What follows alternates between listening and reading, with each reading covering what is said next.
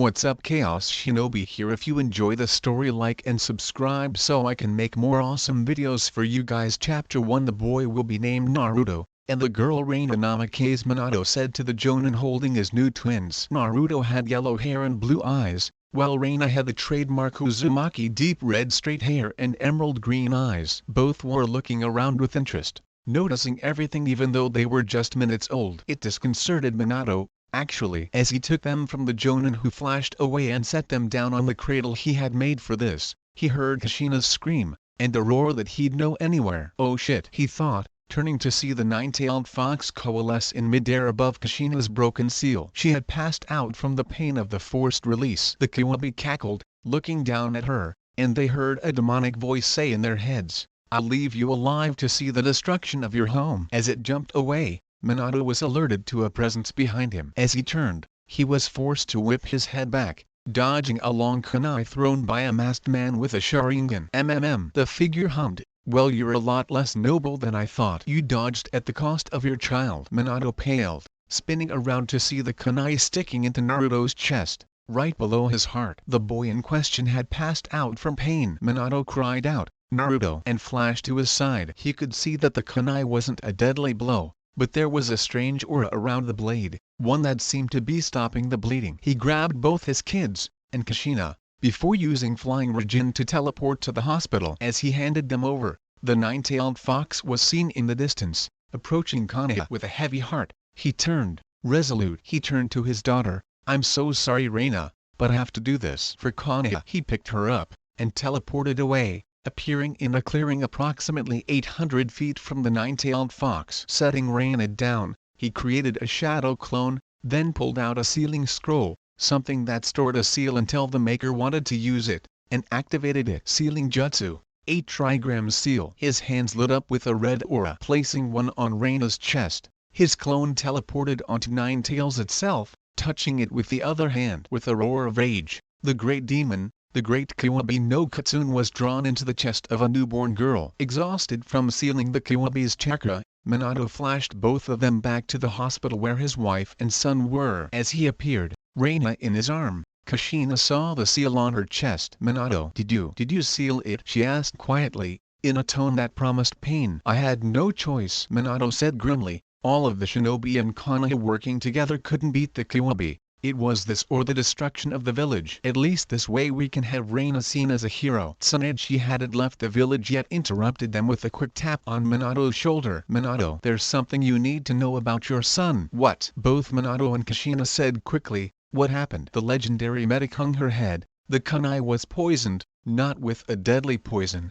but one that corroded the chakra network. It pierced the 8th gate, destroying his chakra network. Your son will never be able to use chakra, barring a miracle." Minato just stood there, uncomprehending as Kushina burst into tears. "In fact, I recommend not claiming him, even pushing him away if need be. Since he has no way to protect himself, if word gets out that he's your son, one of your many enemies would no doubt attempt to capture him and use him against you. I know it might hurt him and you, but it's for his own good," Tsunade said quietly. "Besides, you'll need to teach Reina how to control the Kyuubi's chakra." At Minato's surprised breath, she snorted, "I can see the seal." Kushina didn't hear any of that. One statement was bouncing around in her head, "I know it might hurt him and you, but it's for his own good." She furiously dried her tears. "Minato, we have to do it that way. I can get him listed as an orphan, but you need to make sure he's kept away from anyone who might tell him, even if they have to be physical." Minato nodded sadly. Very well. His mind started making plans to keep his son alive, even away from them. At that moment, Minato, Namikaze and Kushina Uzumaki destroyed the child known as only Naruto, not knowing that he was unusual. His mind was astonishingly developed, and he could remember who his parents were, not that he could understand them. That day marked the beginning of the end. Naruto ran into an alley, trying to avoid the people following him. Although he had been disowned and kept away from the Namikaze Uzumaki family, he was still known as a person born on the night of the Kyuubi attack, leading many to think he was the demon itself. The whisker marks, actually scars caused by a Jonin when he was 2, were even more proof of his demonic heritage. The mob of people chasing him didn't care about that, however. To them, it was punching bag attack. At 6 years of age, Naruto could read, write, speak, manipulate his chakra without any formal training, and even use some jutsu. Although he never did any of that when any of the Ambu assigned to watch him were around. He knew his chakra network had supposedly been destroyed, but somehow he could still use jutsu. In fact, he never had any drain when he used a jutsu. The only thing he could assume was that Tsunade made a mistake or some such thing. He had been planning for a long time to leave the village. He had created a pathway underground from his apartment basement to a spot approximately 50 miles from the village using earth jutsu and a seemingly unending chakra reserves. Thanks to that, he could also use earth jutsu to pull himself along while just sitting or reading or such. Today was the day he escaped this hellhole once and for all. He knew of his heritage, his parents and sister. He had perfect memory, from the moment he was born, up till this point. He knew that he was born by the woman with red hair, and man with yellow. His sister was like a mini Kushina, and seemed to hate him. Their parents hadn't told her why, but told her to avoid and push him away, leading to her hatred of him. After all, her parents wouldn't do anything wrong, right? Snorting, he ducked into a crack in the wall, entering the basement and slinging on a pack. Since he was leaving, he had made sure to leave a present for everyone who bullied him or abused him. Each had a ceiling tag filled with a fraction of all the urine he put out. He had actually collected it each time he used the restroom, seeing as it made a good weapon and diversionary tactic. Now he would use it to cover the Namikaze Uzumaki compound in literally a few tons of shit. Slowly he looked around at the small room, before smirking and making a hand gesture, starting the slow-burning explosive tags that were liberally applied to his house as he jumped into the tunnel. About 30 seconds and 500 feet later, he heard the explosion through the tunnel, collapsing the end like nothing ever existed there, the tunnel ceiling as it propelled him onwards. Now, away from any prying eyes or listening ears, he broke down crying at the unfairness of his life, at the beatings of the civilians, at the hatred of his sister, at the cold eyes of his parents, who had turned from it for his own good to I've always pushed him away. I have to continue even though I don't remember why. He's not ever going to be my son. As his tears slowed, then stopped, he raised his head,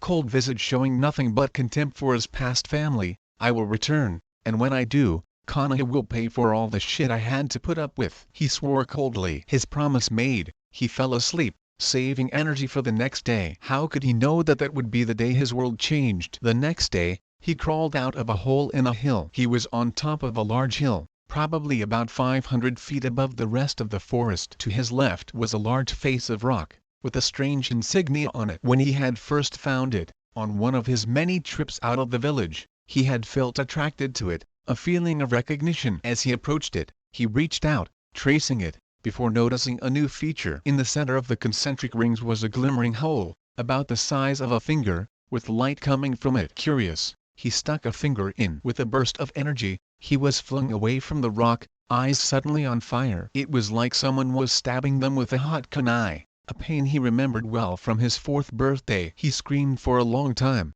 a seeming eternity of pain as his eyes changed at the genetic level. When he opened them, the pain ended. The world had changed. He could see faint strings of light flowing through the air, through him, through the wall, and through the ground. Amazed, he reached out, touching one of the airborne lights, pushing it forward a bit. Then he heard it, a grinding sound, as if someone was pushing a heavy stone. Turning back to the rock, he saw it moving, splitting down the center and opening as a door. Inside was a dark room with a book on a desk, with a skeleton sitting at it on an old chair. Curious, he advanced, senses out to find any traps. Finding none, he reached the book, touching it carefully. The second his finger reached the page, the door swung shut, leaving him in the cave. It was dark, no source of light existed, but he could still see. There were strings of light circling the skeleton. It's chakra, he breathed. I can see chakra. He looked down at the book and gasped again. It was a last message, left by the skeleton. If you are reading this,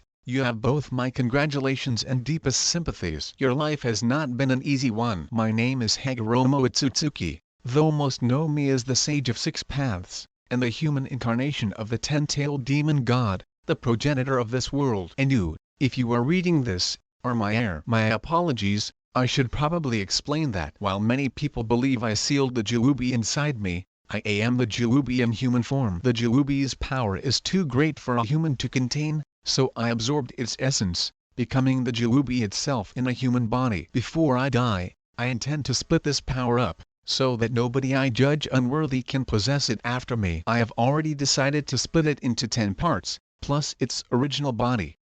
45% of it will be split into 9 parts, the body will be put into orbit by the power of my eyes, and the remainder will be sealed in this cave with me to slowly regain the lost 45% of its power over time. I have foreseen this, and you are now my successor and heir. I am sorry for tricking you like this, but you have inherited my eyes now, and the only way out of this cave is through becoming the Juubi. Jutsu will not work, and the cave is stronger than chakra-imbued diamond. In order to ensure this, again, I am very sorry. The reason for this is plain. The Juubi is a force of nature. Without it the world will slowly begin to fall apart, slowly degrading into chaos and destruction. If you are reading this, the process has begun, and the only way to stop it is to make a new Juubi. I tried to ensure that the one who would change was someone whose life had gone badly, a way of helping them if you will. I give you, my heir, my eyes, my power, and the Juubi, who rests in the gem at the back of this cave to absorb it. You must swallow it, releasing the seal. I will be watching you. I was too old when I became the Juubi and did not get a full fusion. You will achieve it. The immortality, knowledge, and power of the Juubi will be yours. Now, my last gift to you, the last will and testament if you wish, is sealed in the back of this book with a chakra seal which only the Juubi's chakra will open. I wish you well. Oh, and one last thing. Becoming the Juubi doesn't mean you can't get revenge on those that made your life hell. In fact, I believe it would do good to show your power off. According to what I saw, the best thing for you to do would be train with the Juubi's power first, return once it is mastered. I wish you good luck and success in your endeavors. It's your Nendo to never give up, right? Naruto. Hagoromo Otsutsuki, the Sage of Six Paths, Shoudao Juubi. P.S. I hereby adopt you as my descendant and, should you choose to use it, give you my name to use as your own. The rest of the book was blank, other than an intricate seal on the back cover. Naruto blinked twice, struck dumb, then his new eyes rolled up in his head and he passed out. Back in Konoha, Uzumaki Namake's Minato was in a frenzy. After literally tons of poop covering clan buildings, he had learned that they were caused by his son. A son, might he add, that had apparently died. His apartment building had exploded and burned down. Any body that might have existed incinerated completely. Currently Kushina was at the compound crying her eyes out while Uchiha Makoto was trying to comfort her, being one of the few people that knew who Naruto was. The door banged open, revealing an Anbu wearing a dog mask. Hokage-sama, the demon brat might not be dead. Minato ground his teeth silently. How he wanted to tell them the truth and watch their heads explode, but as long as his son might be alive, he couldn't chance it. At least until his plan was complete. What do you mean? He asked slowly. We discovered a collapsed tunnel under his house. The end is out of sight. We estimate over 40 miles. Just how he made it is unknown, but it is too regular to be hand-dug. I would like to lead a team of Anbu down it to find the brat and finish the job. Dog said. Minato slowly let out killing intent, increasing it slowly. Kakashi, I will let you take Anbu to find him, but he is to be returned alive and unharmed. He yelled. If you can't find him, at least make sure you get his scent so you can trace him in the future. If I think you have harmed him, I will turn you over to Ibiki. Understand? Kakashi paled. HHAI Hokage-sama. As the Cyclops ran out of the room, Minato sat down heavily. What did he mean a 40-mile tunnel? Naruto had no chakra network, right? And it's not like he could use any other kind of energy, right? Slowly he began to sob, crying for his unclaimed son, the way they treated him, and most especially how he no doubt hated them after the years of neglect. If Kakashi found him, Minato would claim him. No matter the danger, he wouldn't let his son away from him like that. He didn't want his son to become a Konoha-hating shell. He could only hope it wasn't already too late. Naruto woke up slowly, rubbing his eyes. Man, what hit me? He moaned as he picked himself off the floor. As he looked around slowly, Naruto frowned. Well shit. It was real. Something had shifted while he was unconscious.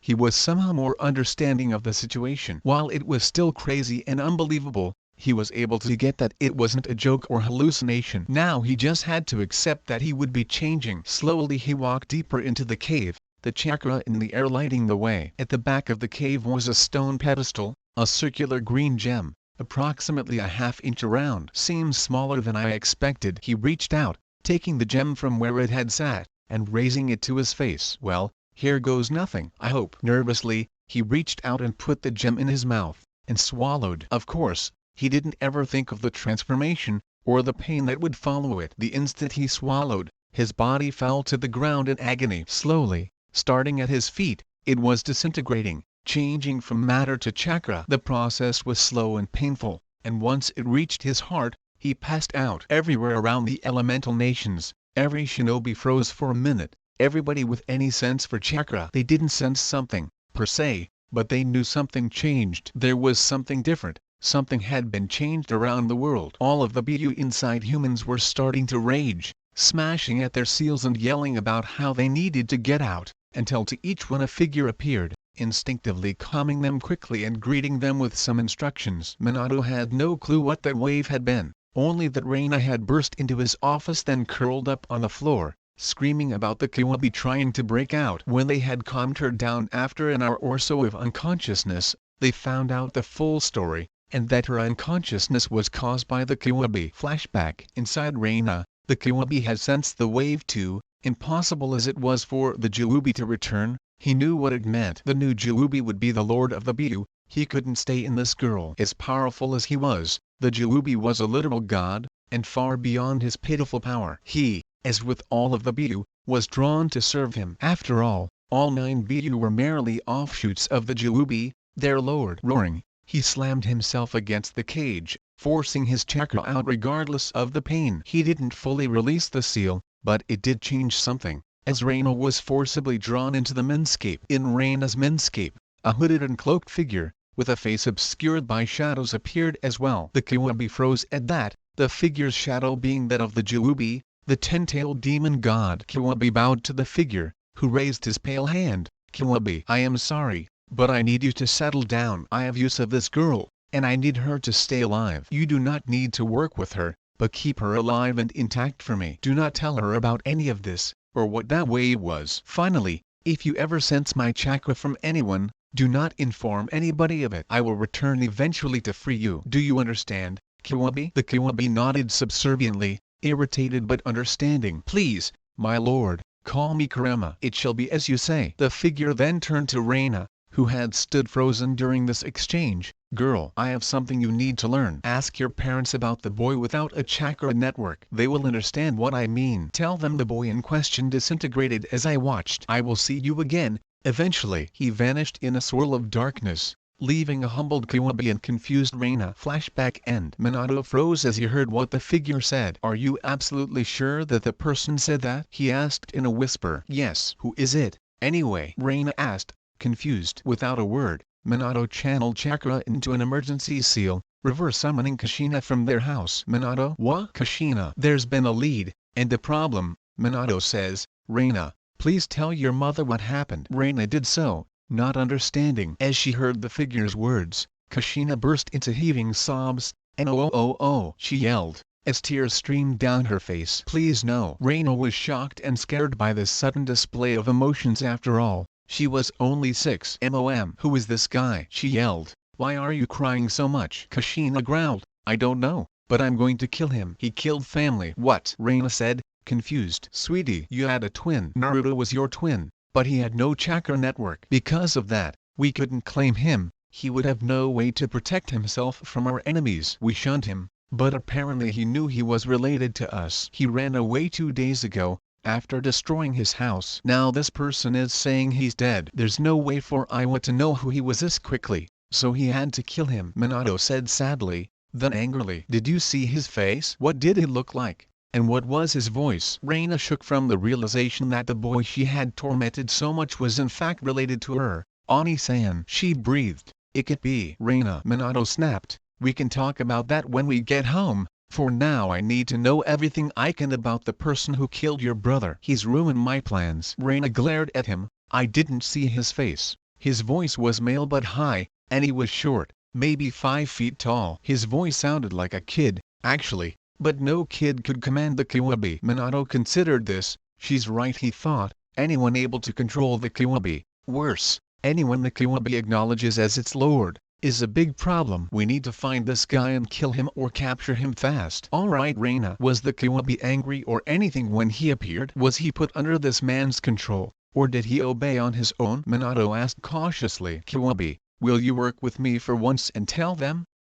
Reina thought quickly. Yes, just this once. After all, I have my orders to keep you alive, and if you try to hurt him, you'll die. Create a cage junction with my chakra, so I can talk directly. Kurama says, feeding her a small amount of chakra. The Kiwabi wants to tell you himself, Reina said. Cage junction no jutsu. With a burst of red smoke, rather than the normal gray, a miniature nine-tailed fox appeared. Calm yourself, Minato, Kushina. It began. I mean you no harm at the moment. In fact, as much as I hate it, I have been ordered to protect your daughter. Much as it galls me. Who was that figure, and why did you call him your lord? Kushina demanded. What do you know about him? Kurama chuckled nastily. That girl was my lord, Juubi-sama, the almighty demon god. I do not know him personally, but every demon knows his chakra. That wave you felt was the crowning of a new lord, the last being the sage of six paths, my father. As to what I know about him, basically nothing. He isn't human anymore, and I wouldn't tell you if I did know. One tip though, if he killed your son,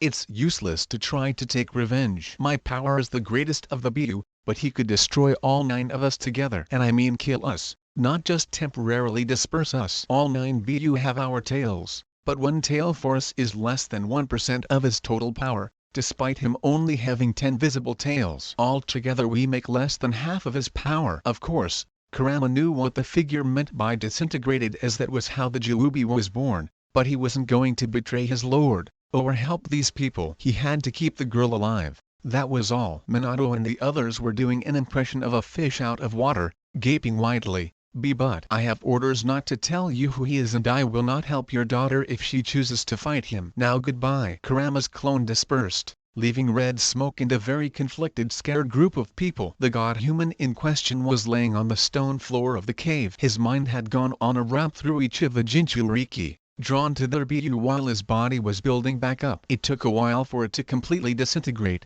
then form into chakra, then form that chakra back into a solid form. But now the process was complete. Slowly he stood up, ice blue eyes with blood-red rings and Tomo, the Rinnegan's colors unique for each Juubi, opened as he looked at himself. He was wildly different, approximately 5'8", with a slender body and yellow, spiky hair with red tips. He had some oddities. His hands looked vaguely like claws, and his teeth were pointed. Oh, and he had horns. Small ones, but horns nonetheless. Well, this is interesting, he said in his new deep voice. Let's see about that seal. He moved towards the journal, picking it up again and flipping to the back seal. Slowly he channeled chakra into it, and it was like lightning struck him. A consciousness touched his, the consciousness of the Sage of Six Paths. Naruto, I have my final gifts to you, my memory and knowledge. Use them as the Nidaime Juubi. With that, a link extended from the alien consciousness into his, pouring memories,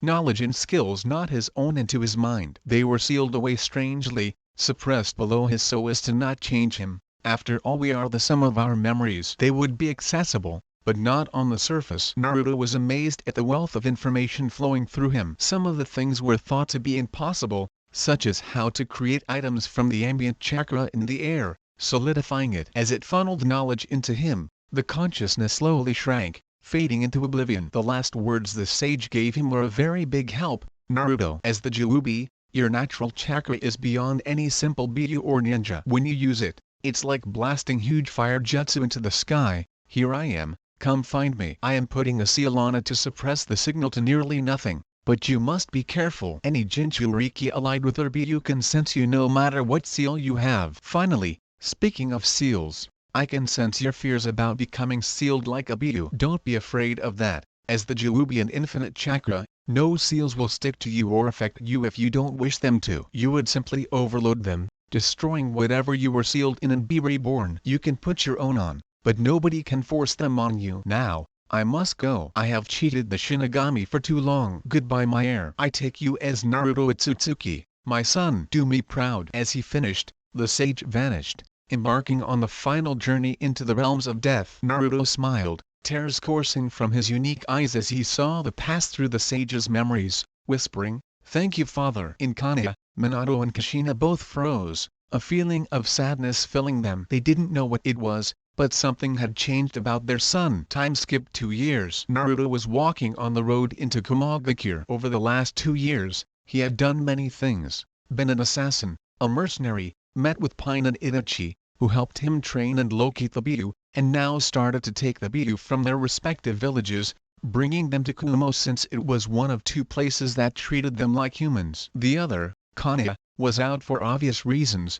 and because they didn't actually treat the Biju like humans, they treated the container as a human but still hated the Biju itself. Accompanying him were the Biju of Iwagakure, Rashi and Han. All of the Biju could recognize when he was close, and would even fight their own hosts if he wanted it. So, Juubi-sama, why Kumo of all places? Rashi asked. Because it doesn't treat Jinchuriki like tools. You get to be your own people. Plus I am an unofficial shinobi of Kumo, and the Raikage owes me a few favors, so even if he was to not want more Jinchuriki he wouldn't refuse. Naruto said. Even though all of the Jinchuriki other than Reina knew his name, they called him Juubi-sama unless ordered otherwise. Over the past 2 years, he had taken the Jinchuriki of Taki, Fu, of Kiri, the Sanbi who actually had to be freed from his host due to his host being under control of a genjutsu for so long he was insane, and the Rokubi's host, Utakata, and the Ishibi from Suna, whose Jinchuriki he had helped fix his seal. Now he was escorting the two from Iwagakure.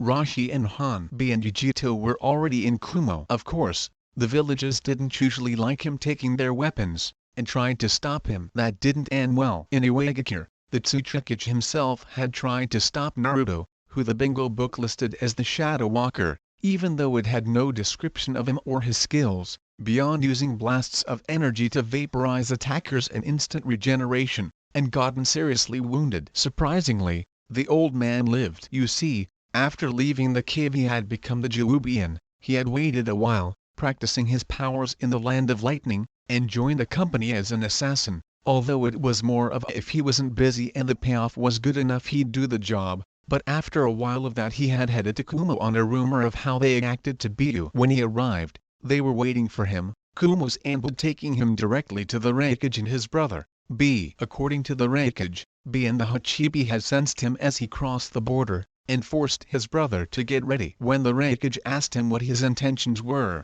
as Juubi, he had merely smiled. To save the Biju. Naruto had told him of his plan, contingent on whether Kumo treated the Biju he brought like people rather than weapons and respect their decisions, and the Raikage had approved wholeheartedly. He had long since had complaints about how the other villages, Kiri in particular, had treated their Jinchuriki and Biju. The idea that Kumo would have 8 loyal defenders, not counting Naruto, also helped the decision. After telling him of the plan, Naruto had also told him of his identity, and what he planned to do with Konoha. When he turned 10, he wanted to return, to give his parents one last chance. The Raikage was stunned when he said that, having no idea that the Juubi, the most powerful being on the planet, was under a decade old. Still, Naruto felt a vague lingering attachment to them, but if they blew his trust, he would have no problem sending them all to hell. Hey, nobody said being a god meant he had to be nice. Again, the Raikage laughed, approving of his plan, and both swore an oath to protect the Biju and their hosts. Then Naruto had set out to start his plan. Now he was bringing the last set in,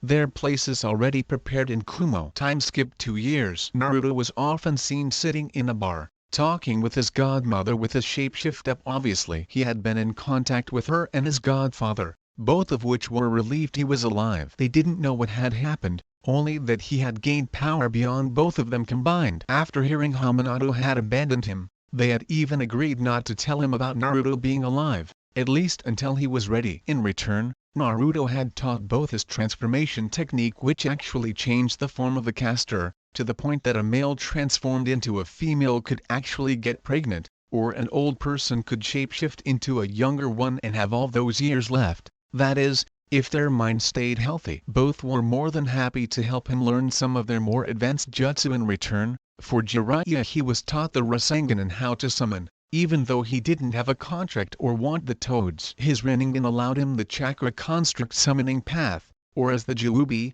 the demon art of summoning, which let him summon demons, devils, and other supernatural beings. After Jiraiya learned that, It was hard get him to stop pestering Naruto to summon up a horde of Tsukubi and letting him have fun. Only the news that they would literally drain his soul out through his man parts and eat it shut him up, and even then he wanted to see what they looked like as inspiration for his books. Eventually Naruto made a deal that he'd summon one succubus and let Jiraiya order it around for one day without it harming him. As the god of demons, he could command the succubus to not feed from the mega perv in return for never asking Naruto to summon them again. Perverts plus Sukubi was a bad thing. With Tsunade he learned her art of methodic regeneration, and the theory behind a bunch of high-level healing jutsu. He didn't bother to learn the jutsu themselves, preferring to use his inordinate chakra and perfect control to effectively force another body to heal by recreating the damaged area with his chakra solidification. When Jiraiya went into Sage mode one time to demonstrate it for Naruto,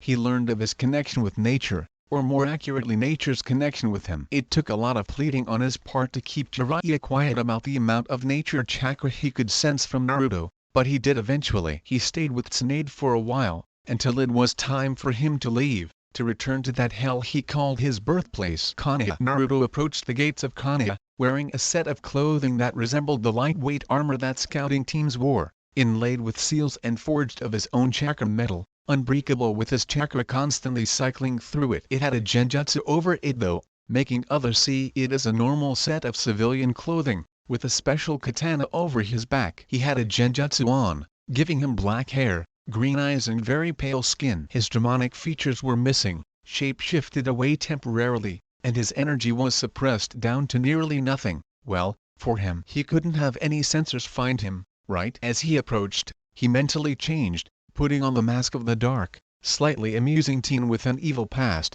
hiding the cold-blooded, sarcastic, sadistic demon behind the facade. Halt! The gate guard called to him. State your business. I have information for the Hokage, Naruto said calmly. It's about his child. One of the two Chunin nodded, vanishing in a shunshin while the other walked over to him. Due to some recent security problems, all people wishing to meet with the Hokage need to have chakra-suppressing seals placed on them for the duration of the meeting, and no weapons, he said, holding out his hands for the sword. Naruto shrugged, handing it over and accepting the tag, placing it on his back. It didn't do anything, after all. Formalities done, the Chunin grabbed his shoulder and shunshined him to the Hokage tower. Outside it, the secretary looked up as they walked in. Ah yes, Hokage-sama is expecting you. Naruto walked past her into the office, the Chunin escorting him. Inside, Minato Namikaze Uzumaki, Kushina Namikaze Uzumaki and Reina Namikaze Uzumaki were sitting around a table. So, who are you and what information do you have on my daughter? Minato said bluntly. Naruto chuckled softly.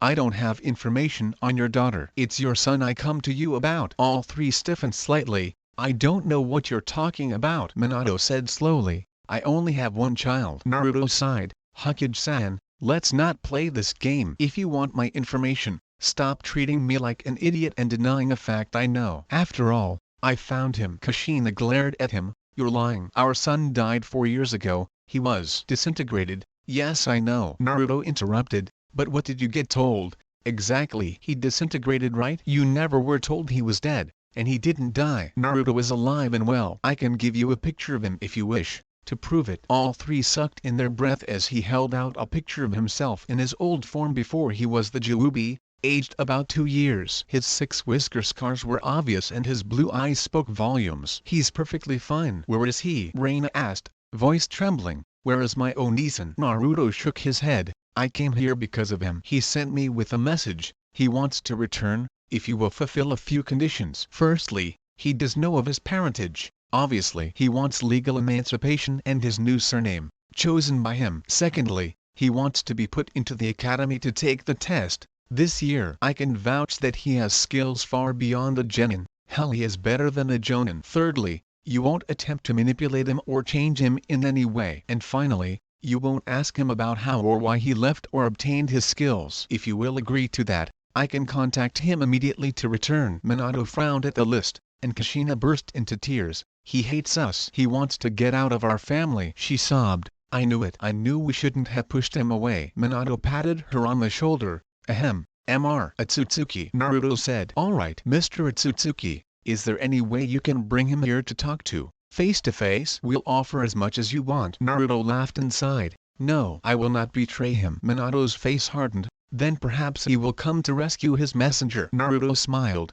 Well, that won't work for two reasons. 1. If I go missing, he will merely believe that Konoha has no respect for his wishes and join another village. And 2. I wouldn't go quietly. While I may not be able to beat you all, I can at least send a message to him before I go. He has obtained the backing of the Raikage, after all, and the new Mizukage. If you're willing to alienate your son even more and rally two villages against you, go ahead. Minato sighed, giving in. Fine. Tell him we will accept his conditions with one of our own. He has to prove to us that he can use chakra with enough skill to be a ninja successfully. Naruto smiled. Agreed. Please take off the chakra suppressor tag so I may contact him. He turned around, exposing the tag. This was just for show. He didn't want to show them the full extent of his abilities. Minato nodded, pulling it off. As he did, Naruto released the genjutsu over himself, not the one over his demonic features, but his general one. Alright, now what? Minato and Kushina blinked a few times, mouth opening up and down. Reina had no such hesitation, jumping at him squealing, only for him to catch her and set her back down at the table. I wouldn't trust something like this to a subordinate, Naruto said. And Naruto? Kushina said slowly. Is that you? Naruto nodded sharply. Naruto Otsutsuki. Now, as for demonstrating chakra control or skills, does the genjutsu that fooled all of you count? Minato nodded silently, obviously not trusting himself to talk. Then am I dismissed? Naruto prodded. Wait, Sochi. Kushina said quickly, I need to talk to you. To explain. Naruto shook his head. I really don't want to talk about that. I would prefer to not remember that time. I know why you did it, but I can't forgive. By your leave. He vanished in a elementless shunshin. Minato found his voice as he vanished. Kushina, I don't think we should approach him anytime soon. I'll send a note to the academy, but we need to keep his distance, to give him time to adjust. And I need to contact a few people to put my plan back into action. I hope Jiraiya shows up soon. Kushina nodded sadly.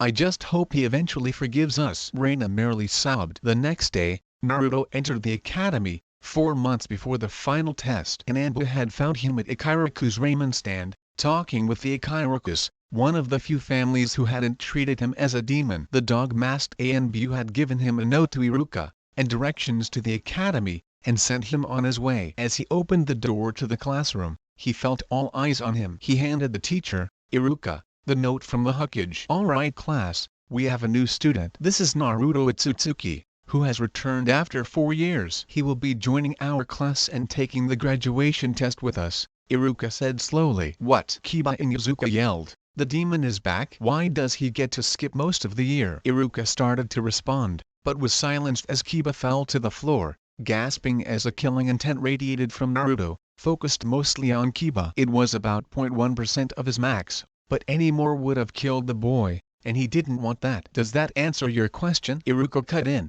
As impressive as that was, please don't make it a habit. You can go sit next to Sasuke. Naruto merely nodded, moving to the back of the class to sit next to the Duckbutt Avenger, who looked at him with an appraising eye, impressed by his Ki. Alright, today we'll be going over the 3 Academy Jutsu. Since we've gone over them before, after this you're all going to be splitting up into groups based on where your skills are and what you need help with. Now, since you're new, Naruto, can you please show us these 3, if you can? Iruka said snidely. Naruto sighed, at the front of the class in Iruka's chair. Wait. What? He had pulled off a human Karimi with no smoke, no sense of displacement, and without the target noticing. As he switched back with Iruka, he spoke, I'm sorry but I don't have the chakra control necessary for single Bunshin, but I can do other Bunshin types. And I can create thousands of them. He smiled evilly. Kage Bunshin no Jutsu. In an instant, the doors opened, a horde of Naruto's clones swarming into the classroom, on the walls, and even the ceiling, each wearing that evil smile. And finally, the henge. Transform, he shouted, as all of the Bunshins turned into animals. He himself turned into a mini version of the 9-tailed fox. Does it count if it is a true henge? I don't make an illusion, I actually change myself or my clones. The rest of the class were all wearing looks of, why the fuck is he in the academy? Reina was thinking quickly, how can he have so much chakra? He had an own network. Come to think of it, how did he make the tunnel out 4 years ago? There was no way that was natural. I'll have to ask Toussaint when I get home. Maybe if I ask nicely, he'll teach me. Kurama was snickering in his cage. Nice one Juubi-sama. I'm flattered that you're using my form, Oh, I hope I can come out soon. Sasuke was glaring at the grinning Ninetales replica, thinking, how does he have this much power? He's a nobody, a clanless loser. I'm an Uchiha elite. I know. I'll talk to the council. They'll make him give me this power. As if it could read his thoughts, the fox boy turned to him, snickering slightly. Anyway, does that work? Naruto said nonchalantly. Iruka closed his mouth slowly. Why yes, it does. All of the clones vanished as one, but Naruto stayed in the fox form. I like this form. Don't mind me, he said snarkily. Iruka nodded slowly. Anyway, Sasuke, you're next. Skipping the rest of the lesson as I'm sure you don't want to read about various people doing basic transformations. As Naruto started for the place he was staying at, a building he had bought in the upscale part of town, an Anbu appeared beside him. The council is ordering for you. Naruto shrugged. Good for them. He continued walking, ignoring the Anbu. You have to come. The Anbu persisted. Actually, as far as I know, I'm not technically a ninja yet, thus they have no power over me, Naruto corrected, and I don't want to. The Anbu sighed, vanishing. In the council chambers, the civilian and shinobi councils were assembled, waiting for the Anbu to return with the boy who was the talk of the academy. As he appeared, they noticed he was missing something, namely the person he was sent to get. Where is the boy? Where is Naruto Otsutsuki? A civilian council member asked. He said he didn't want to come, and pointed out that as he wasn't a ninja yet, you have no control over whether or not he comes. I can do anything, he's actually right about it, the Anbu said, most of the shinobi council openly smirking at his reply. What? A civilian council member shouted. How dare he? Bring him here now. The ambush had dropped. Council Lady Haruno, that would be illegal. The Hyuga clan head actually chuckled, as the subject in question does not wish to meet with us at this time. I move we end this session now and get back to whatever we wanted to do. I know I'll be going to buy earplugs for the next session. He reached up, pulling a purple cone of foam out of one of his ears. These seemed to be defective. As both councils shit dropped, Shikaku Nara seconded the motion, and everybody left. As they filed out, Danzo, Koharu and Homura, the three advisors, stayed behind. The nerve of that brat! Koharu raged. How dare he refuse the council? Don't worry, Koharu. I will have him under me one way or another, Danzo said calmly, before realizing what he said made him sound like a pedophile, and quickly exiting, a red blush spreading on his cheeks. They had no way of knowing that one of the boy in question's clones was hinged and in that very room. A literal fly on the wall, who chuckled slightly before he dispersed. Naruto was at his front door when another Anbu appeared next to him, this time from the Hokage. Oh come on, not another one, he groaned, turning to face the masked shinobi. The Hokage would like to speak with you about the display at the academy today, the shinobi said. I was sent to take you to him. Naruto sighed. Fine. The Anbu touched him and both vanished in a swirl of leaves. When they appeared in the Hokage's office, leaves noticeably absent, Naruto turned to the Anbu. You're going to go to my home and pick up every one of those leaves you just spread, right? He said, lacing his words with enough killing intent to force the Anbu to his knees. Hi, he said quickly, vanishing. Naruto sighed, turning to the Hokage. You wish to see me, Hokage-sama? Yes. I was wondering, what exactly did you do at the academy today? According to reports, they saw you make approximately 70 shadow clones, and then do solid transformations of them and yourself. A S-rank Kinjutsu. What kind of genjutsu was it? Minato asked. It wasn't a genjutsu, Hokage-sama. If you wish, I can demonstrate either of the skills here, with someone with a Byakugan or Sharingan watching to verify, as long as they keep it secret, Naruto said slowly. As for the clones, I can't really explain that other than my reserve is nigh infinite. Minato sighed. Well then, I'll call a council meeting so you can demonstrate it. Naruto shrugged. Fine, if you can promise to gag the Banshee. Minato shit dropped, wondering how he knew the Haruno council lady, but said, it's a shinobi matter, so we only need the shinobi council. Naruto nodded. Fine then. As the clan heads assembled, not knowing what was going on, Naruto was reinforcing the illusions over his demonic aspects. He knew that the Byakugan wouldn't be able to see them, hell he would blind them if they so much as glanced at him, but the Sharingan was an unknown variable. As Fugaku Uchiha entered the room, Minato stood. Alright then. I'm going to skip all the formalities, as this is an unofficial meeting. I called you here to verify something, and wanted to make it official. Fugaku, Hayashi, will you please direct your doujutsu to Naruto here? Naruto walked out of the shadows, only for Hayashi to scream, throwing his hands to his eyes. Oh God! What happened? Minato yelled. What just happened? My eyes. I can't see anything. His chakra blinded me. His whole body shines like the sun. Hayashi wept. He's a monster. He has more chakra than even the Buu. At that, everybody's eyes fell on Naruto again, who shrugged. I told you I was strong. S2 Anbu carried Hayashi out of the room. Fugaku Uchiha activated his Sharingan, glaring at Naruto, only to gasp, "Paling," before he grabbed his chest and keeled over. What the hell is happening? Minato roared. Anbu taking Fugaku as well. My energy is too potent for them to look at. If I had to guess about the Uchiha, he died from shock. Naruto mused. Anyway, I also had something to say to the council. He paused, closing his eyes. I have a request. As I am no longer part of my old family. Minato winced. Am I considered a clan head? I have my own bloodline too. The council buzzed at that. No insult to the Abrams.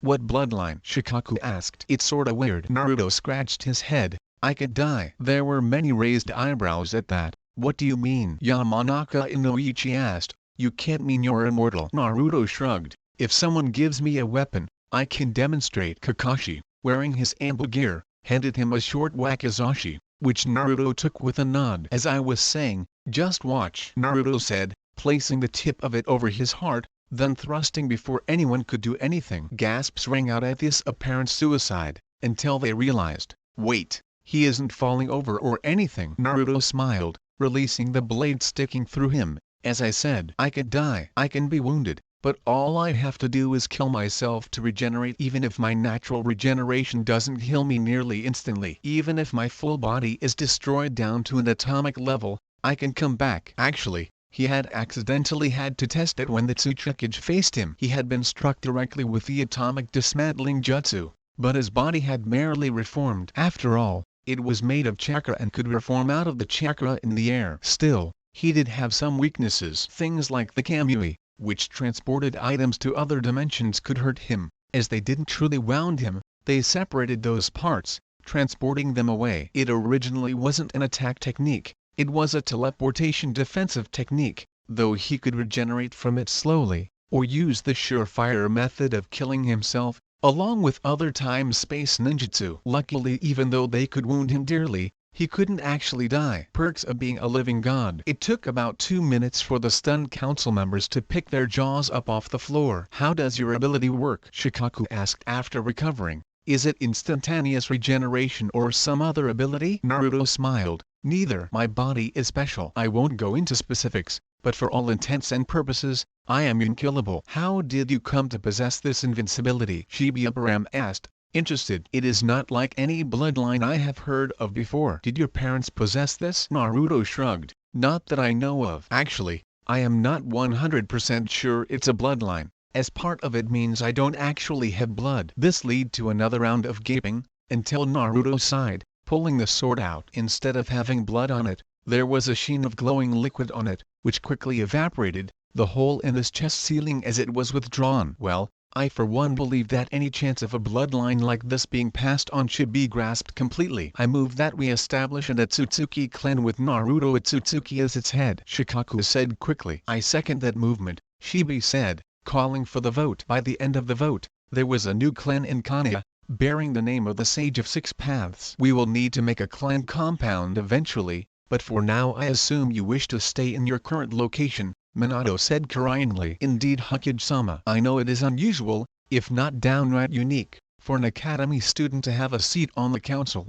so I would like to ask the council's permission to appoint a representative for me, someone that I met on my travels, Naruto said. Sadly, that is not allowed without a full vote of the council, which the civilians will not agree to, Minato says, but we can put your seat in holding, so that you only have to come for serious business, instead of every little meeting. Naruto nodded. Thank you. With that done, Minato turned back to the council. I believe this concludes our meeting. I do not feel I need a demonstration of Naruto's capabilities after learning of this. If nobody has any more questions or concerns, you may leave. As one, the shinobi clan heads filed out, Naruto taking the lead. Finally making it home without Anbu interference, he found a different type of annoyance. The minute he entered his home, a katana swept his head from his shoulders, held by a black-masked Anbu agent. When his head touched the floor, it disintegrated into nothingness, regrowing on his neck. Quickly he brought his hand up to stop a second swing with a chakra rod, and flared his chakra past the seals the sage had put on him,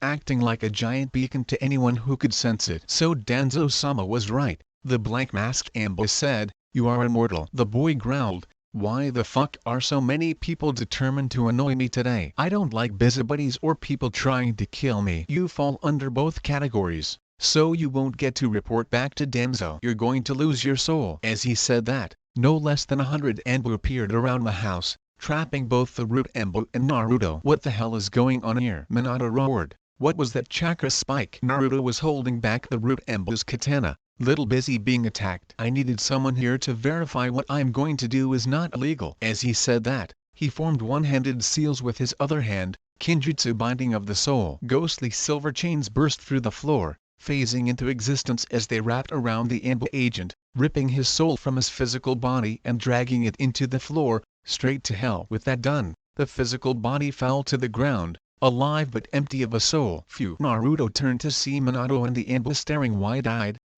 Hello? Just got attacked by a Konoha ninja? Isn't a little interrogation usual now?" Minato shook his head, snapping out of it. "Isn't he dead?" "No. I pulled his soul out, but his brain and memories are still intact. He just has no animating force. He'll obey orders but has no mind of his own now," Naruto said. "This technique was created by the one whose name I bear, Hagoromo Otsutsuki." Two of the Anbu came forward, picking up the body. "Seeing as he isn't technically dead, you haven't done anything wrong. We'll interrogate him about who he was and why he attacked you." Naruto nodded, then glared at Minato. "If something like this happens again I will be forced to consider Konoha unsafe for me and any potential family I would have and leave." "One more incident." Minato nodded, getting the message. "If this happens again, he's going to leave forever." He interpreted correctly. "We will take every precaution from this point on," he promised. Of course, his idea of precautions were very different than Naruto's. Naruto nodded, the chakra rod vanishing into his sleeve where it was dissolved back into him. "Now if all of you would excuse me, I have some sleep to catch up on." Danzo fumed in the root headquarters. The brat had not only managed to survive, but he had rendered all of the time spent training his men to resist interrogation and make seals useless. If he could make them soulless drones, he could make them spill all of his secrets. And without knowing the jutsu he used on them, Danzo couldn't make a counter. Growling, he sat down in a hard-backed chair. "Damn brat. Not only is the Kiwabi brat beyond my reach, but this new brat is even worse." A laugh came from the shadows. "You have no idea." Danzo stiffened. "How did you find this place?" he asked cautiously. Blue eyes with red rings and Tomo in them opened in the shadows. "Why Danzo, nothing isn't possible for a demon god. I am the Juubi, Lord of the Tailed Beasts and God of Destruction, and the person who will be killing you." Danzo let out a bark of laughter. "I think not." Kodo Matsukami. The eyes widened for a second, before narrowing. "You really expect your Sharingan to affect a being like me?" "I am made of chakra, you idiot. There is no mind for you to affect." "I do find the chakra signature of your arm and eye to be interesting. I'll have to take them to Itachi as payment for his help in this matter." Danzo glared. "Not if I kill you first." With that, he activated the Izanagi, then detonated the explosive tags in the hideout. They were enough to make a crater a few miles in diameter. When the dust settled, Danzo stood in the crater, a triumphant smile on his face. "You lose, Juubi." "Oh really?" a voice whispered behind him, before a broadsword swung across his neck, not cutting anything. Danzo felt the effects though. He fell to his knees, chakra racing through his system as his chakra network started to overload. Naruto's sword, Ghost Moon, had 3 forms,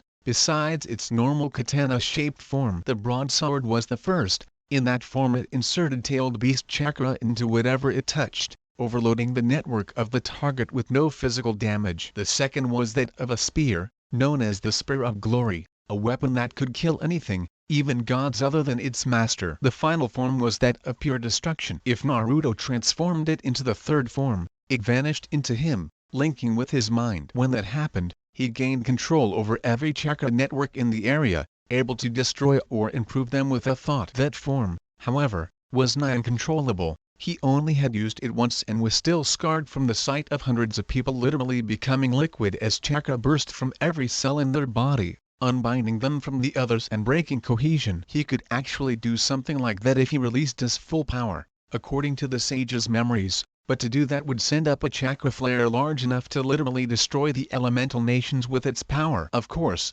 tailed beasts were immune to the first form, though the second and third could kill them. It was designed to protect them, not kill them, and it was one of the tools Hagoromo had left the idea for in the cave, but Naruto had actually made the thing out of his chakra. The other being a sealing scroll that could contain even a tailed beast or human while alive, along with slowly healing and replenishing the chakra while inside it. The creature inside could choose when to leave and was aware of the outside world, making it unique in terms of seals. Naruto had copied the seal onto himself, but changed it so it would instead passively absorb free-floating chakra and give it to the creature inside to increase their max reserves. He had transcribed it to his arms, and sealed 2 summons inside them. Being the Juubi, he had the ability to summon any creature, humans included if he wished, or tailed beast demons. In one of the seals was the King of Dragons, Agnid, and in the other was the Lord of the Depths, Leviathan. Both were creatures that came from the time of the sage, and had total loyalty to the Juubi. It didn't hurt that he treated them as comrades and had taught them how to hide their powers so they could interact with humans. He had also made a toned-down version of the seal to publish as his own work. Hey,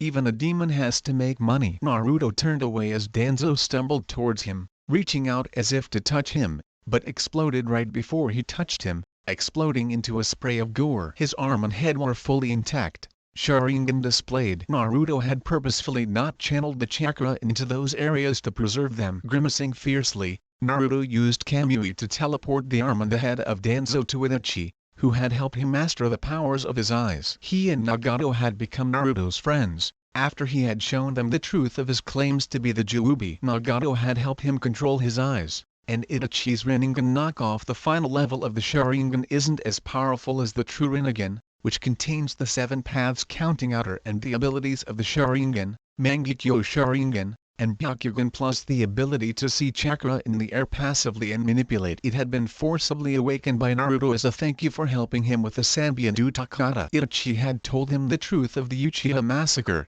infuriation the young Juubi that Danzo would call upon the most peaceful of the Uchiha to perform such a task. Now, he got his revenge. Plus Itachi had the right to choose what to do with the Sharingan. His task done, Naruto vanished in a Kamui to his home, leaving before the Anbu could come see the crater. All they would find would be gore and a hole. The time until graduation passed swiftly, Naruto making friends with Apparamoshino, Narashikamaru, and especially Hyuga Hinata. He also had a sort of tenuous relationship with Kiba, but the boy irritated him with his sexist and rude remarks, plus the way he treated women. With Hinata, he had warned her on the first day not to look at him with her doujutsu, or risk blindness. He had tried to lower the level of chakra he constantly had circulating through him, but it was still dangerous to a Hyuga. She and he were extremely close. She helped as a sounding board for ideas, and helped him design and test new jutsu and seals. She was also the only one who he had told about his past, the truth, and his mask. She had a mask like his. She was strong and honestly somewhat sadistic, but had to hide behind the nervous, stuttering, weak facade to prevent her family from knowing. Konoha would rather let her die than have a Hyuga leave, caged bird seal or not, and she hated it with all her rage-filled heart. To find a creature like herself within the boy she found herself liking was a godsend. Telling her the truth was originally a coincidence. She had sensed something off about his chakra and asked why it felt so dark, leading to his careful consideration, then explanation. Of course, by then they were boyfriend-girlfriend, and he trusted her enough with the information, knowing she was hiding something too. After he told her, she revealed her true self, and he loved her even more for it. In fact, at her insistence he had taken her to the Kamui realm. There he had changed into his full demonic god form, removing his mask and sending enough chakra into her to convert her into a being rivaling Ninetales, and gifted her with the same sort of control seal the sage gave him. After all, if she was going to be his mate, she couldn't be weak, right? She still had to unlock the latent power, but when she fully did she would be able to match Kurama in pure power, if not experience. They had stayed there, training and doing other things for a few weeks to them, or seconds in reality. By the end it was official, Hinata was his soul mate, and she knew it. He had fallen hard for her, and vice versa. She was the only one who knew who he truly was, and knew his past, and he was the only one that knew her inner demon. And she hated Minato and his family, so that was a plus in his book. He only returned to the normal world at her insistence. As much as she wanted to stay with him forever there, she didn't want to do it yet. So, Naruto, who do you think your team will be? Shikamaru asked the day after graduation. It had been well known that he would pass. After the display on his first day, not even Tsunade would lose a bet on his side. I don't know. The Hokage will probably put me with his daughter as her protection and to try to talk to me, and as she's the lead kunoichi. But I don't know who the third member will be. As long as it's not one of the assholes that think I'm the reincarnation of the Kyuubi, I'll be fine, Naruto said. Inwardly he was smirking. He was so much more than the Kyuubi. Shino gave him a piercing look. His insects had picked up on Naruto's strange chakra, demonic and so thick they couldn't bear to touch him, and he knew Naruto was hiding something big. Well, I would assume you'd get put with the dead last, but everyone knows Shikamaru, Choji and Ino are going to be paired, Hinata said. Naruto had made it a priority to appear to fix her stuttering and confidence, so that she could slowly remove the mask, and he had seemed to advance by leaps and bounds. As far as anyone else knew, her Juken and confidence were at an all-time high. True. So I guess it'd be you then, Hinata, Naruto said, shrugging. Hinata was the second lowest, thanks to her confidence problem and mask, but recently she had improved. Sadly the gap couldn't be bridged that fast, and she was at the bottom still. Well, I wouldn't mind that, Naruto-kun, she said, fiddling with her hands. I mean if you don't mind. Naruto reached over and flicked her forehead gently, stuttering, remember, and don't worry, I'd enjoy having you on my team. You've gotten a lot better, and I can only imagine how strong we could be if we combined some of my pure chakra reserves and your Juken, once I finish the transfer seal. Hinata smiled at that, rubbing the area he flicked gently. Inwardly both she and he laughed at the little show they were putting on for the others, both looking forward to the day they could stop. Oh come on you two, get a room, Kiba called. So troublesome. Shikamaru shook his head at the way Kiba was acting. Anyway, where is Iruka anyway? As he spoke, the man in question limped into the room. One of his legs was in a cast, thanks to his stupidity in challenging Naruto to a spar for the taijutsu part of the graduation exam. Alright, everyone be quiet, he yelled angrily, glaring at Naruto. Naruto just glared back, ignoring the killing intent Iruka tried to put out. Alright, now for the teams, Iruka began. I'm going to skip the beginning ones and just get to the relevant ones. Team 7, Atsutsuki Naruto, Uzumaki Namake's Reina, and Hyuga Hinata, under Elite Jonin Uzumaki Namake's Kushina. He was interrupted from continuing when Kiba let out a loud moan, and Hinata whooped happily. Then she forcibly fainted, using a Juken technique as she accidentally touched her face and forced chakra to restart her system. All everyone else saw was Hinata fainting because she was embarrassed at what she had done. You keep going, Iruka, I'll wake her up, Naruto said, purposefully leaving off any honorific. Inside he was fuming. The Hokage had purposefully put him on a team with his mother, no doubt to try to get him back. Well, two can play at that game. He tapped Hinata on the shoulder, releasing a minuscule amount of chakra into her body, directing it into the adrenal glands, releasing a bit of adrenaline to wake her up. It worked. She sat up slowly, a blush covering her cheeks. As Naruto helped her up, he heard Iruka say, "Wait here, your Jonin senseis will be here shortly," before vanishing in a shunshin. Naruto sighed. Not to rip off Shikamaru, but this would be very troublesome, especially since his mother was a censor, and he couldn't choose anywhere near his full power without being discovered. Hey Hinata, after we finish with this, want to go get ramen? Naruto asked her. Sure Naruto-kun. The Hyuga-era stuttered, receiving another light flick. Oh! Naruto's head suddenly jerked up to the door as he felt Kushina arrive. Her chakra, now that he was looking for it, was strange. There were traces of demonic energy. Considering that she had been the Kyuubi host before, that was normal. What wasn't normal was the amount of demonic energy. Her chakra made up about 75% of her total, the rest being yokai. Interesting, he muttered as she appeared in the door. Team 7, follow me, she called, to the roof. As she vanished in a shunshin, Naruto wrapped his hand around a pink Hinata and both vanished in a light shunshin, blinding others with the glare it produced. Damn show-off, Kiba grumbled, rubbing his eyes. I swear, I want to know why he's so powerful. Akamaru, why won't you tell me? Akamaru, being sensitive to nature as all animals are, barked. Kiba, if you could sense the amount of power he has, you'd be running as fast as you can. And he's not even showing his full strength. Kiba groaned, letting his head fall to the desk. Troublesome. At the Nara compound, Every one of them sneezed at once, then muttered, "Troublesome." For a minute they pondered this phenomena, then shrugged and got back to their naps. Cloud watching shogi games. On the roof, Kushina was blinded by the glare as Naruto and Hinata appeared. Inside she was astounded. What the hell was that? Was that a light-release Shunshin? That Kekai Genkai has been gone for centuries. I need to talk to Minato first. Well, looks like you're all here, she said as Reina popped out of the stairwell. So, to start off we're going to be doing introductions, you know, what you like, dislike, your dreams, hopes for the future, stuff like that. I'll go first. My name is Uzumaki Namikaze Kushina, or Kushina-sensei to you three, and I like ramen, my children, my husband, training, and sparring with Reina. I am very skilled in Kenjutsu, chakra chains, Fuinjutsu and Ninjutsu, and moderate with Genjutsu and Taijutsu. Naruto ignored the children line, speaking up, my name is Otsutsuki Naruto, or at least that is the name I claimed from my heritage. I was out of the village for 4 years after getting fed up with being treated like a demon by most people. Now, I take it as a compliment, it just means I can be demonic with my fights. Also, the katana on my back is bound to me, and I only use it in its ultimate form if I'm totally dedicated to the death of whoever lies before me. I like creating my own seals, improving and creating jutsu, training, talking with my friends, and irritating the council. My dislikes are people that can't see the true value of someone, people that are very annoying or persistent,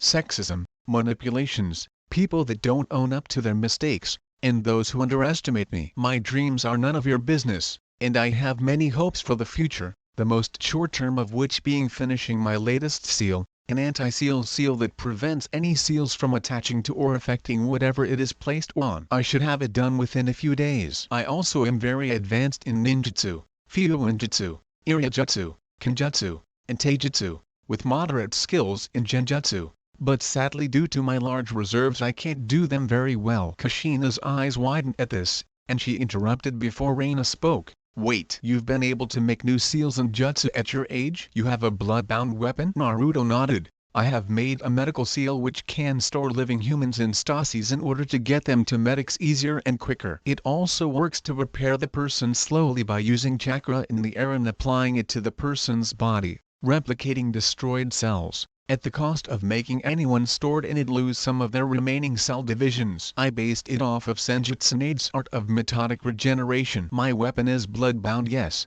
and it's totally devoted to me. I'm not going to let anyone touch it, not that they could. If they tried, they would just pass through it. Now Kushina was gaping openly, along with Reina. Hinata had been there while he completed both the seal and blade, and actually volunteered to test the first function of the blade for him, since it wouldn't hurt her. She just smiled proudly. She knew why he couldn't tell his mother that he had made it. After all, that art was supposed to be lost to time. Actually, he was in the process of forming a blade for her, and it should be finished within a month. Kushina's mind was racing. If his claims were true and this seal worked, it would cut battlefield fatalities in half. Most deaths were caused by blood loss due to bad wounds. After the enemy had ensured you would die, they just moved on. This way, they could prevent all those deaths. But something did worry her, and that was the blood-bound weapon. They were insanely rare, the process for making them completely lost. The only ones that were thought to still exist were the blades of the Seven Swordsmen and her own blade,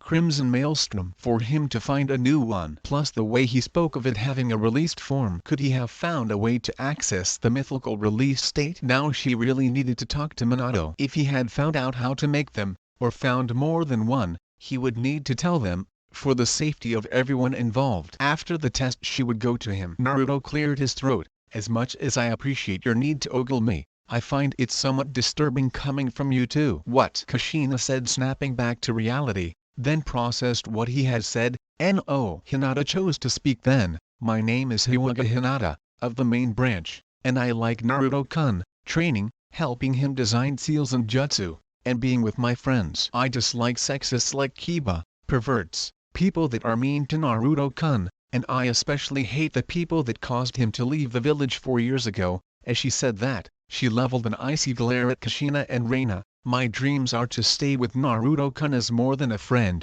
At that, she blushed red, Naruto putting his arm around her and hugging her slightly. My hopes for the future are to help Naruto-kun find a way to end the slavery of the caged bird seal, or make the Hyuga clan all equal some other way. Like everyone 6 feet under, she thought, I am proficient in Juken, and I have been practicing with Naruto-kun, so I am moderately skilled with wind and water manipulation, along with ninjutsu and ninkenjutsu, a chakra-based sword style. Based on those elements, I am currently working with him to combine the two into ice, and I have nearly done it. Again, Kushina was floored. First off, the girl knew of Naruto's family. That look she directed at her was proof of that. Second, she knew what had occurred over the years he was gone, even though his own family didn't. Thirdly, she was madly in love with him, and finally she was apparently able to combine elements to simulate Kekkei Genkai, thought impossible by most.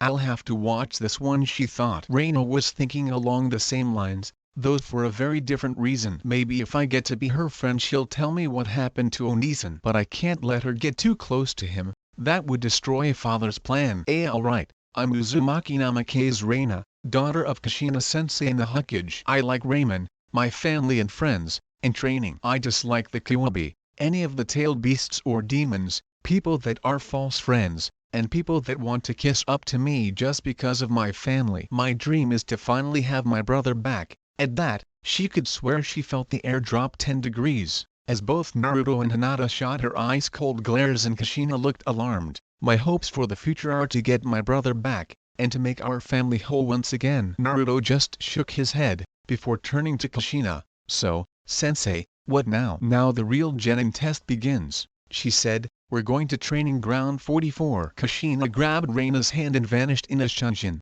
leaving Naruto and Hinata behind. Geez Hinata-hime, did you really have to say all that? I know it's true, but now they'll be after you, even if it's just to find out what happened. I may be what I am, but I don't want to have to fight an entire village even if I could win easily. I'm sorry Teukai-sama, but I couldn't help it, she said, lowering her head slightly. I just hate them for putting you through that, even if it did make you stronger. Naruto smiled, patting her gently on the back as he hugged her. No, it's fine. Just please be more careful and remember what I said about using that term while still in the village. Hinata blushed. Alright Naruto Koishi. Naruto sighed. That doesn't really work either. Please just call me Naruto-kun or Naruto-san. I know you want to express yourself, but if you do call me by that, it makes it so much harder to stay unnoticed. Hinata nodded, blushing again. Understood Naruto-kun. Are you going to give them another chance like we planned? She asked. I have a bad feeling about it. Naruto smiled again. I'm not sure. We'll play it by ear. Anyway Hinata-hime, let's get going. Hinata hugged close to him, but before he could shunshin, she kissed him on the lips. Naruto smiled as she stopped, blushing bright red, instinctively reapplying her mask. As much as I'd like to stay and continue this with you, we have a team waiting. Maybe later ni? Hinata hugged him. As he light shunshined him to the outside of the forest of death. He could hear Kushina and Reina arguing in the distance, his enhanced senses hearing them easily, something prompting him to stay where he was and listen in. What he heard destroyed the prospect of joining them again ever. But Mom, he should be in our family. And why is he with that girl? We both know Dad's been setting up that marriage for a long time. Reina said. Reina, that's enough. I know, I agree he should be back, and we'll see what Jiraiya comes up with for it. But we need his brain UN mark with a memory erasing and loyalty seal. His seals could save hundreds upon hundreds of lives. As for the marriage, don't worry, Minato was prepared to get them apart, however it happens. Hinata didn't know what was going on, only that Naruto could hear something and it was pissing him off severely. Then he exploded with rage, grabbing her and shunshining forward to meet them. Hey, you wanna know something? He said with deceptive calmness. I would now rather die than give my seals to some people who consider mind raping me to erase their mistakes and killing my hime. And if you think I'd ever agree to an arranged marriage, you're delusional. Good job, you just lost me a second time. With that last word, he yelled, KMUI, sucking him and Hinata into the black vortex before the red-headed pair's horrified eyes. After dropping Hinata off in his Kamui realm with a promise to return, Naruto visited the Hokage, appearing in the street and storming into the tower, his chakra threatening to escape the seal the sage had put on him due to his overwhelming rage. His mask was off, his blue illusionary eyes glowing with rage and darkness. He stormed past the cowering secretary and passed out Emba guards. He had targeted them with his Ki, knocking them out with it, and slammed open the door to the Hokage's office.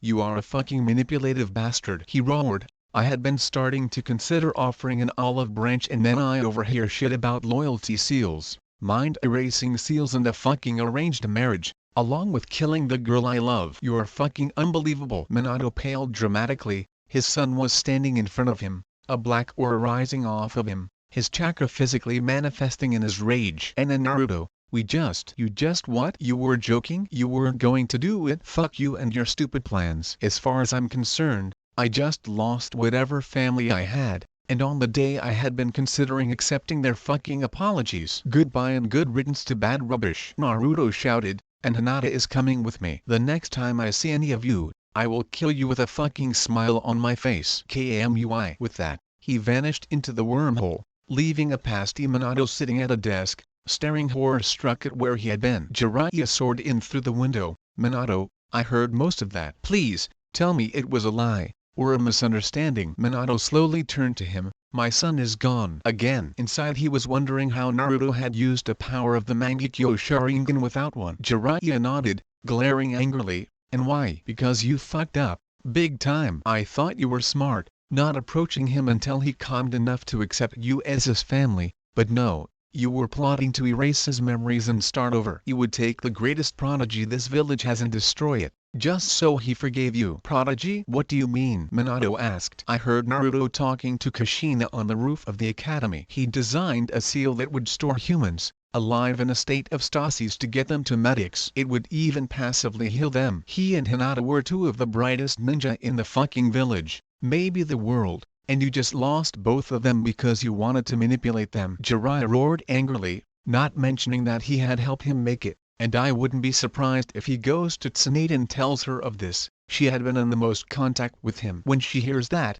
she's going to completely abandon us, along with most of our allies, and I'm actually thinking they may not be wrong. Minato reddened considerably. We'll see about that. He snapped, get me the Anbu. Jiraiya snorted, get them yourself. I quit. Relinquish my title as Sennin, and quit being a ninja or citizen of Konoha. I'm going to be with my godson, to be the father you weren't. With that, he jumped out the window, shunning out of the village quickly before Minato could keep him inside. Naruto and Hinata were in the Kamui realm, with Hinata trying to convince him not to go back and blow the fuck out of the Hidden Leaf village. Teokai-sama, I want to destroy them too, but if you do we'll have too much attention. I know you can win, but there's no point in destroying it now. It'll bring more pain to do it later. Join one of the other villages and destroy them in the Chunin exams or something. Remember, you still aren't at full strength from working on my sword and converting me. Naruto shook with rage, slowly calming down, and opened his true eyes,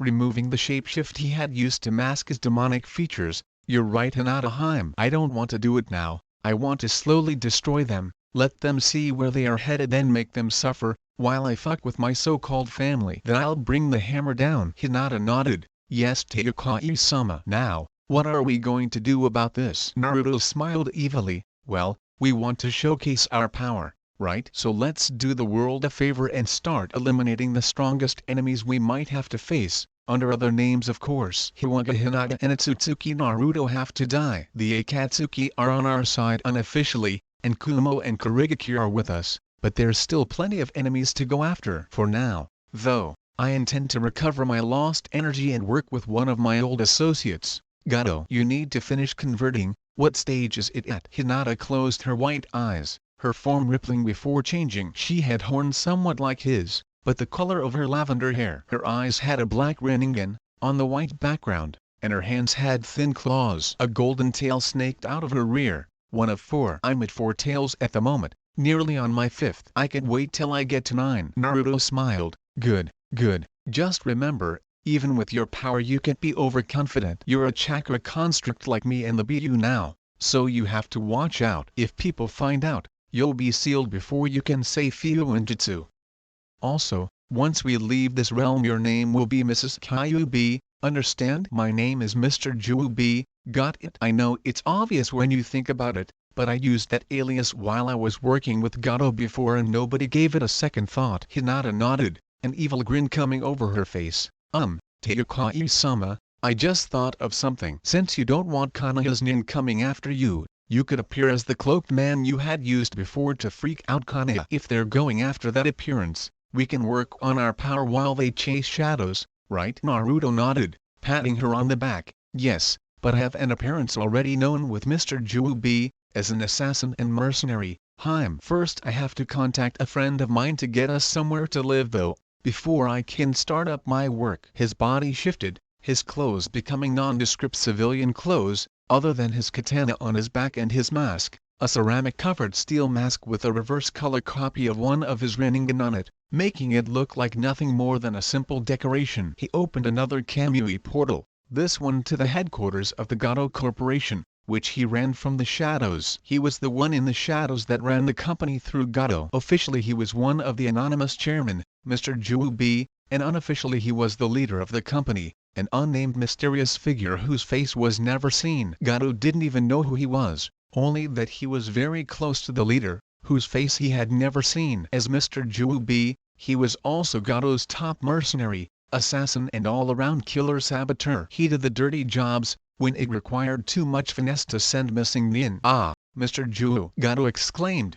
seeing him stepping out of mid-air, "I was about to send a message for you." "In a minute, Mr. Gato." "I don't believe you have met my lovely mate, Ms. Kyuubi," Naruto said, Hinata smirking at the obvious cogname. "She and I were coming by to visit one of our many residences. Sadly my latest venture failed, and I must lay low for a while she recovers." "Ah, I was going to ask you with some help in the Land of Waves, but if you're otherwise occupied," Gato began. No, Ju, you can help him, it'll give me some time to train on my own. When you get back, I'll hopefully be able to surprise you," Hinata said, surprising Naruto right there. "Ah, if you say so," he said dubiously. "Wonderful," Gato chirped, "let's talk in my office, shall we?" Naruto nodded as the two walked down the halls of the corporation. The place was huge. From the outside it was about as large as the Huckage Tower, but it had miles of tunnels underground, used for various things. Gato's office was one of the deepest, with dozens of precautions, barriers, and seals. If somehow someone got through all of that, he could activate a seal on his desk, teleporting him to another one at his safe house, and flooding the room with gas while sealing the way out. So far he hadn't had to use it, but one can never be too careful. "So, Mr. Gato, what seems to be the problem?" Naruto asked. "Well, Mr. Ju, recently I started a venture in the Land of Waves, taking control of its shipping and transport, in order to control it like the boss told me to do. There were a few rebels I had to put down, but now one of the major annoyances is building a bridge to shore, which would undo all the work I did there. I can just claim he's a traitor or everyone will rebel, and I would have nobody left to work, but I can't let him finish the bridge. He's currently away, and I have hired the Mist Ninja Momoki Zabuza, the demon of the bloody mist, and the Oni brothers who work with him, but I'm not sure whether they are up to the challenge. Tarzuna, the bridge builder, is smart, and might end up recruiting some shinobi to help him, and while Zabuza and the others are good, they can face multiple jonin at once. I wanted to ask you to help me out, take command of them over there and make sure to kill the builder and his family, surreptitiously. Any ninja too." "Ah, I understand, Mr. Gato." "I can do that, but what about the bridge?" Naruto asked. "I can bring my own resources in to finish it, and put a tax on materials over it. That way the country won't bleed dry and yet still will provide me with money. If you do help, I need the man taken out when he's nearly finished it so we don't have to spend too much finishing the bridge," Gato explained. "So, are you up to it?" Naruto snorted. "What do you take me for, a genin?" "I've got this one. Though it depends on the ninja he gets with him. If it seems to be too much of a hassle I might just have to kill him and get out. I don't have any desire to fight Kiri or Kumo, though the other villages would be fine." Gato nodded. "That's fine. So, we have a deal?" Naruto nodded. "Finally, we have a deal." They shook hands, Naruto cloaking his disgust at the flabby hands and weak grip, and walked out. "I'll send a messenger to the usual spot once I'm done," he called over his shoulder. "Just wire my payment to my usual account." Then he was around the corridor, away from the small man with much too big dreams. After stopping by Hinata's home, a mansion they maintain under Gato's company, Naruto headed off to Wave. Gato had given him instructions to Zabuza's location and what to do once the job was complete. As expected, he was going to exterminate Zabuza and his allies to prevent having to pay them. Naruto, however, had a different plan. One Kamui later, he was standing outside the treehouse-like construct Zabuza called home temporarily. "Oh why, Zabuza, get down here!" he yelled up, got something to talk with you about. He had to stifle a giggle as Zabuza appeared at the edge of the house, glaring down at him with his fierce eyes. This guy is known as a demon? Really? He wouldn't even count as a baby imp. What do you want, Gaki? Zabuza yelled back.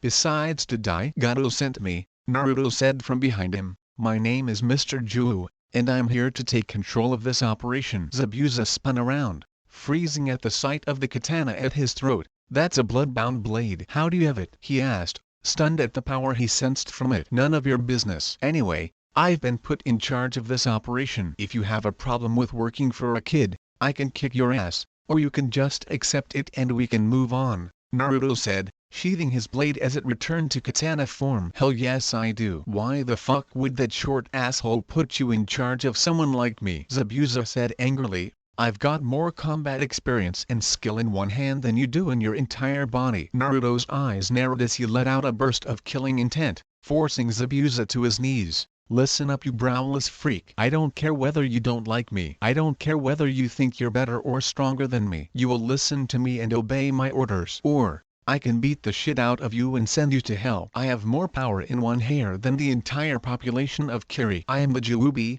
the king of the Bu and demon god. You will listen to my orders, or I will obliterate you, your friends, your family, and anyone you've ever met or that has the slightest connection to you. Understand? He removed the Ki, allowing Zabuza to speak. Why yes, Juubi-sama. He spoke, eyes wide at the power of this apparent brat, who actually was a fucking god. Good. I would have hated to have to kill you. It's very rare that I find someone with a true warrior mentality, Naruto said, holding a hand out to help Zabuza to his feet, and my orders are simple. Do nothing. I will take care of this, and you will get your money for doing nothing. Because I'm being nice, and I like you, I'll even let you live after this is done, rather than killing you so long as you never tell anyone who I am. If you do, I'll take my price out of your flesh, resurrect you, and kill you again slowly. Deal? Zabuza blinked at the cheerful tone he was using with the topic.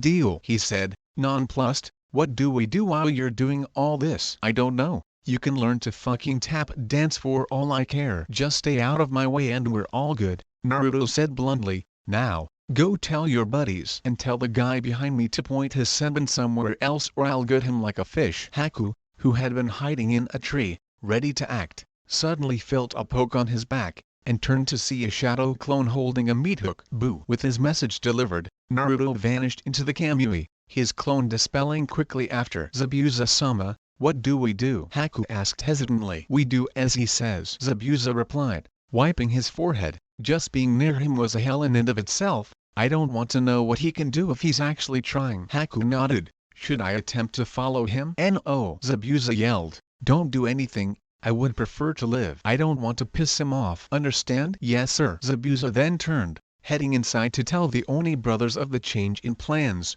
finding them in the locked room clutching weapons and nearly pissing themselves in fear of the chakra they had sensed. Time skip. 3 days. Naruto watched through the Kamui as Tarzuna and the worst possible team from Konoha escorted him down the road. Fuck my life, he moaned. Of all the people, it had to be THEM. Reina and Kushina walked down the road on either side of Tarzuna, both alert and scanning the area for danger. He wasn't at any risk of being sensed, he was mostly in another dimension after all, but still. Apparently the Hokage didn't give them more members, instead turning Team 7 into an apprenticeship. Well, it wouldn't matter in the long run. Naruto solidified, leaving the Kamui realm to observe them in person, and was surprised when they suddenly froze, Reina hurling a kunai at him. Quickly he went intangible, his illusion rippling as surprise caused a momentary lapse in concentration. It still was intact, but the ripple had given the jutsu away. Who are you and what do you want? Kushina demanded. How did you appear there? Oh my,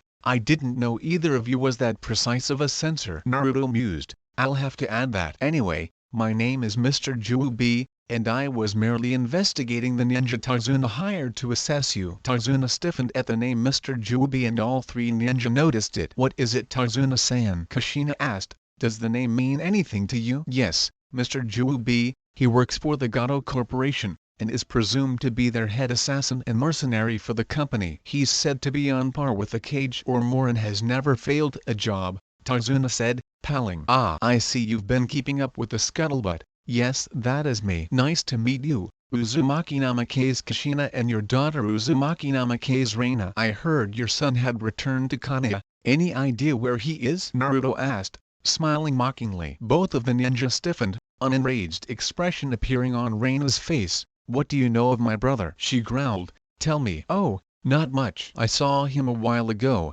on a business trip. He taught me some of his skills in return for the blade he's so proud of. The twin of mine, Naruto said, smiling. I won't be using it though. You're not good enough for that. As he said that, he backflipped over a set of chakra chains his mother had sent sneaking around behind him, seeing them clearly with his illusion-covered Rinnegan. Tisk tisk. It's considered rude to attack someone while they're trying to speak, he said, standing on the side of the tree. Whatever, bastard. You're coming with us, willingly or not, Reina yelled, closing her eyes for a moment. Naruto waited, knowing what she was trying to do as his mother's chakra chains returned to her. What is this? Reina said after a moment. I can feel the Kiwabi's chakra. Naruto chuckled softly. What did you do to my daughter? Kushina yelled, drawing her blood-bound sword. How are you suppressing the Kiwabi's chakra? Oh no, I'm not doing anything myself. The Kiwabi is. It knows exactly how a fight between me and it would turn out. Anyway, I didn't come here to fight. I was merely warning you. Tarzuna, if you want to live longer, you'll take your family and leave Wave to rot. Otherwise, I can guarantee your safety. As for you two, he said, turning to the two redheads, train harder. You can't even match me at this level, let alone your brother at full strength. He'd destroy you in seconds. Now, please excuse me, I have dinner to make. I'll be back in a few weeks. If you're smart you'll heed my warning. With that, he vanished into a kamui, laughing. Time skip. 2 weeks. The bridge was nearly complete, only another week or so was needed to finish it, and it was time for Mr. Juubi to strike. Tarzuna had ignored his warning, and so would pay the price. Fools will be fools. Naruto sighed. Time to go. He activated the Misakagure no Jutsu, the art of invisibility, appearing on the bridge, visible as a faint shimmer. He quickly put his hands together, calling mist to him, simulating the Kurigakure no Jutsu with a real mist, before dispelling the invisibility. Tarzuna, I had warned you before about continuing this bridge. You didn't listen to me. Now you pay the price. His voice rang out. Suddenly, the ground buckled around him, as chakra chains reached up, circling him and supposedly cutting off his chakra. I don't think so, Kushina said triumphantly, hiding in the ground with an earth jutsu. Now we're going to have a little talk. Nicely or not? Sorry, I don't have any time to talk. Maybe later, Naruto said, the captured clone vanishing as screams rang out all around them. When the fog faded, Kushina and Reina faced a scene of carnage. All of the workers had been massacred, and Tarzuna was crucified to one of the supports with long nails, his chest cut open, letting his guts spill out, his intestines trailing in the water like a gory fishing line. A message was painted next to him in blood. By the way, your son says hello. Kushina screamed with rage, her chakra flaring violently as Reina hurled over the side of the bridge, disgusted at the brutality and smell. Come on Reina, we have to contact some teams from Konoha. This Juubi guy is our only lead on Naruto, and I intend to track him down. She spat angrily. If he knows where Naruto is, I will recover my son willingly or not. With that, she blasted the bodies with Katen Jutsu and left with Reina following, having no time to do more. At Zabuza's place, a clone of Haku was waiting for the child assassin. Zabuza-sama said he had to go. He told me to tell you that he won't reveal anything about you, and would like you to potentially help him in the future. For money of course. Do you want me to take a message to him? The clone asked the boy. No, I will have his money wired to the account Gato was told, Naruto said. Remind him if he does speak of me, I will know. Goodbye now. The shadow clone dispelled, making Naruto wonder where the ice girl had learned the Konoha Kinjutsu. Probably off some missing nin. Whatever. He dispelled his thoughts with a wave of his hand. Kamui. 2 days later, the boy was at the supermarket of all things, buying instant ramen. He looked like the normal Juubi illusion, black long hair and sea-green eyes, with a slender body and angular face. After loading about 50 cups in his cart, he bought it and headed out, only to have it be destroyed by a blast of fire. His face slowly twisted into an expression of cold rage. Someone's going to die, he muttered, eyes blazing under his illusion. WHO did that. On a roof nearby, Shikamaru watched through binoculars. Didn't work. You just hit his ramen and I think you pissed him off. Team Asuma, The Ino Shikacho trio had been contacted by Kushina and Reina to find and capture this Mr. Juubi, after tracing him to the town of Tanzakugai, with Team Guy waiting as backup. "Get out of there, sensei!" Shikamaru shouted, seeing Juu stare right where his sensei was hidden. "So you like fire?" Amaterasu, Naruto shouted, nearly hitting the younger Sarutobi with the black flames. "You killed my Ramen!" "Die!" he charged, swinging a katana at Asuma, which changed mid-swing into a broadsword. Asuma attempted to block with his trench knives, but it phased through them and his hand. "Bye-bye arm," Naruto said in a sickly sweet voice. "Katsu." Asuma's arm exploded in a blast of gore as his chakra network in that arm blew apart, severing it at the shoulder. "Aarrgh. Guy, get in there now!" Shikamaru yelled, attempting to catch Naruto in his shadow possession. "Asuma, retreat!" As Asuma jumped away, one hand clenched over his bloody shoulder and missing arm, a green blur slammed into Naruto, throwing him backwards into the store. "God damn it!" Naruto yelled. "Fucking Konoha bastards again!" "Die!" Art of demonic summoning, Hellgate, come forth, Astaroth, Lord of Hellfire. The young god slammed his hands on the ground, a giant gold and black gate rising into the air, easily twice the size of Orochimaru's Rashomon. It vaguely resembled the Rashomon, but its designs were more dark, and it crackled with black energy, the designs on it serving to instill fear into all who gazed upon it. Then, with a shuddering rumble, it opened, revealing a far more terrible sight, a figure easily 200 feet tall with a body of smoke and flame,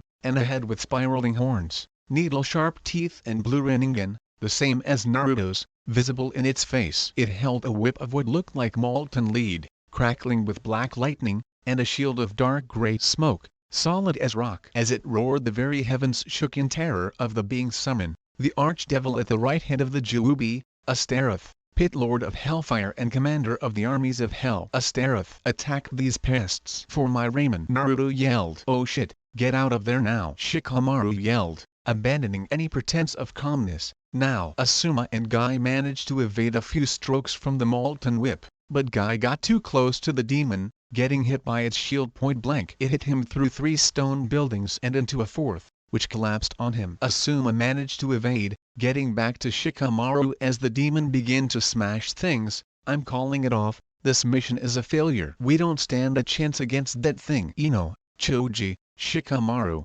retreat." "What about you, sensei?" Ino asked from her position next to Shikamaru. "What are you going to do?" "I'm going to do my duty, as a Konoha shinobi and guardian of the land of fire." "Now run, Guy, and I can do this." Asuma yelled as Ino's medical jutsu sealed the bleeding on his arm. "Get Guy's team to retreat too. Whatever you have to do. Get back to the Hokage and tell him of this." "Understood, sensei," Shikamaru said softly, turning around to run. "Ino, Choji, you go straight to Konoha, no stopping. I'll get Guy's team." "Joe." The three took off, leaving Asuma alone with his knives as Guy appeared beside him, bleeding in a few places. "The creature is extremely youthful," he said. "Its strength is nothing to laugh at though." "Guy, I can't order you to do this, but as a friend I ask you, please help me at full power," Asuma said grimly. "We'll need it." Guy slowly nodded. 8 gates, release. Gate of Death. A red aura engulfed him as all 8 gates released at once, flooding him with chakra.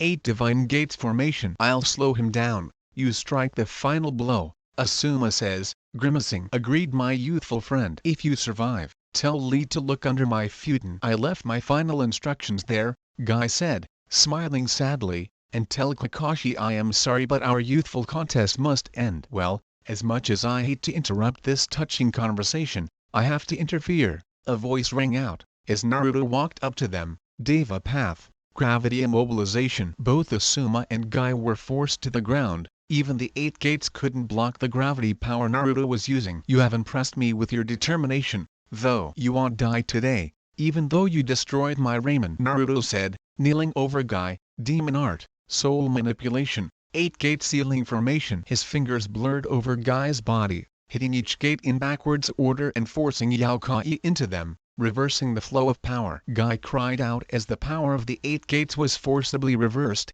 resealing them without lowering the power level he was at. What are you doing?" "I am saving your life, Mato Guy. You have too much potential to die here. Live on, get stronger, and face me when you are ready." Naruto said, "You are one of the few Konoha shinobi I do respect, and for it I will let you live." It was true, Guy had impressed the young Juubi with his resolution and willingness to die for his comrades. Admittedly, it was also self-serving. He wanted to see how the villagers would react to the new guy, but he did like the man. He was funny, and Naruto thought it would be amusing to see what he would do with the new power. Plus, Guy was one of the few Konoha shinobi that had protected him before he left Konoha. He had beaten up easily a dozen mobs, making him one of the people on the do not kill unless absolutely necessary list. I have sealed your gates, but your power was already released. It will slowly drain away, submerging with your chakra network, the rest leaving you. When it's done, you should be about 1.5 times as powerful as normal. You can reopen all 8 gates, but the time you will die. Also, I spare you to take a message to your Hokage. Tell him that if he leaves me alone, I will do the same for him and your village. For now. It's only business, you know. 3 times now I have had perfect opportunities to kill your shinobi, but I haven't done it any of those times, since there was no money in it. The 4th time I will not hold back, Naruto warned. Now sleep. His eyes spun under the illusion, forcing Guy to sleep as he released the gravity on him. Now, Sarutobi Asuma. You, I also spare. In fact, I even give you your arm back. Naruto placed his hand on Asuma's stump, feeding nature energy and slowly regenerating the arm from nothing, admittedly causing the shinobi extreme pain. You I spare only because of Shikamaru. I was given a message for him, from the yellow-haired boy. Tell him to go to training ground 27 3 days from now, alone, to meet the one who gave me this message. If he wants to bring others, he can. It won't matter. He hasn't offered for him. Now, sleep. With that, he got up from the sleeping shinobi, warping them to the Hokage's office with his Kamui. Asterith, you are dismissed. Thank you for your help. The demon lord pouted. Yes, pouted. But master, I didn't get to kill anything. Next time Asterith, I promise. Naruto chuckled. For now I need you to go. Yes Juubi Dono. Till next time. The demon and door vanished in a giant plume of smoke. Well now, time to go find Jiraiya and Tsunade. Naruto mumbled, vanishing into his Kamui before any shinobi arrived. Minato was understandably surprised when 2 beat-up shinobi appeared in his office out of a wormhole. Both were unconscious, and didn't wake on the way to the hospital. Guy actually sucking his thumb and mumbling about something youthful, his red skin letting off extreme heat, hissing when something touched it as though it was burning it. 2 hours later, both woke up at the same time. Hokage-sama. After Minato calmed them down, he asked what had happened, getting a tale of demon lords and godly powers, and the man's unhealthy obsession with Raymond. So let me get this straight, he said slowly. After my wife and daughter contacted you and Guy, you left without permission, tracked a dangerous missing in, set a trap for the man and failed, incinerating his Raymond. He then used the Amaterasu, which are only usable with a Mangekyo Sharingan, then used an unknown summoning that he referred to as Asterith, and effectively wiped the floor with you, before saving your lives and sending you back here with a message. And you didn't so much as lay a finger on him. Asuma scratched the back of his head. Yes. We were completely beaten. If he had wanted to he could have killed us and left the town a crater. He also told me to tell Shikamaru that someone he called the yellow-haired boy wanted to meet him at training ground 27 in 3 days, to make a deal. I don't know who he means, though. Minato's eyes widened at that. Anbu, he yelled. 2 agents appearing beside him. Yes Hokage-sama, they said in perfect unison. Contact Shikaku and Shikamaru of the Nara clan, and tell them I want them in my office ASAP. Go, Minato said angrily. As the 2 vanished, Asuma and Guy looked hopefully at Minato. Hokage-sama, what happened to the rest of our teams? I assume from the way Shikamaru is here that they arrived safely? Asuma asked questioningly. Yes, they are alive. They arrived about an hour before you 2 woke up. Asuma, your team was actually carried by Guy's team, since they were faster and stronger physically. I had to actually use the ambu to keep them from attempting to wake you up. They should be resting at their respective homes, though I have no doubt that we'll find them right outside the hospital, Minato says, rolling his eyes. Thank you Hokage-sama, Guy said. Now, I need to talk to Shikamaru and his father. Get some rest. I hope you understand I will have to punish you for leaving without orders, though if this goes well the most that will happen will be a few weeks of no missions, Minato says, turning. Now get some rest. We'll need all active ninja if what I'm planning is to work. With that, he left the hospital, teleporting to a Hiraishin tag in his office. As he flashed in, literally not 2 seconds later, The ambush he had sent for the Nars arrived, the two in tow. Ah, Shikamaru, Shikaku. Before we start, what I'm about to tell you is an S-ranked secret, punishable by immediate execution, understand? Minato says, frowning. Both ninja nodded. Alright then. Asuma had a message that Juubi gave for you. He said Naruto wanted to meet you, Shikamaru, in Training Ground 27 alone in 3 days. You two are here to help me formulate a plan to capture him. As much as I don't want to do it, I have to capture him and bring him back into our ranks, by any means. He's able to teleport, using a wormhole, and has speed above guys along with ridiculous chakra reserves, easily equal to a 3-4-tailed beast. Now, let's get planning. As the three of them started planning, they missed the small warp in the air in the corner of the room vanish. The watcher leaving. Naruto opened his kamui into the property Hinata was at, to a scene of devastation. The house, a 2-story modest affair, something a moderately wealthy merchant would have, was behind him, and in front of him was the training ground originally it was a 3-mile stretch of rocks and some sparse vegetation, with a stream flowing through it. Now, it was a crater-scarred plain of bare rock, burn scars, impact marks, and corrupted areas caused by unrestrained yokai visible everywhere. The barrier around the area was intact, thankfully. Holy shit! He yelped as a ball of magma flew towards his head, phasing through it. Oh, Naruto-sama, I'm sorry, I didn't know it was you, Hinata said, coming out from behind a rock, 7 tails swaying behind her. I've been training heavily. Naruto looked around at the blasted landscape. I can see that, he said dryly. Do you know what the word restraint means? She grinned at him, all signs of shyness gone. Restraint? Why would I use that when training? He acknowledged. Good thing I put in a time regression seal. He sighed, moving out of the barrier with Hinata as he flew through hand signs, several of which were demonic rather than yin, and spoke, demonic barrier art, rebirth of Gaia. He shouted, infusing equal amounts of yokai, nature energy, and chakra into the jutsu, focusing it on the barrier. As Hinata watched, amazed, the landscape flickered, then started changing, moving in reverse as rocks flew back together, trees flew from their positions on the ground back into place, and the stream reversed flow until the energy was spent, revealing a fully restored training ground. Anyway, Naruto drawled, how in hell do you have 7 tails now? You were at 4. Hinata smiled. I used shadow clones to train, using 2,000 each day to train. I mastered the basic elements in 2 weeks, then worked on the secondaries as the 6th tail started forming. Once I finished lava and ice releases, my 6th was grown, about 3 weeks ago, and then I started working on those seraphic jutsu you gave me to learn, and by the time I was done my 7th had finished, she explained, causing Naruto to grin widely. So you figured it out, he said proudly. Shadow clones transfer experience, as you obviously know, so using them to increase the speed of your tail's growth works too. She nodded happily, tails waving behind her. It was at that point he noticed something strange. His tails were all black but changed colors based on any strong emotional surges, as he was a demon god, and since he had pumped his energy into her, he expected her tails to either be black denoting a demonic alignment or gold denoting a seraphic alignment due to his being a god. Instead, she had 4 gold and 3 black, a strange combination to be sure.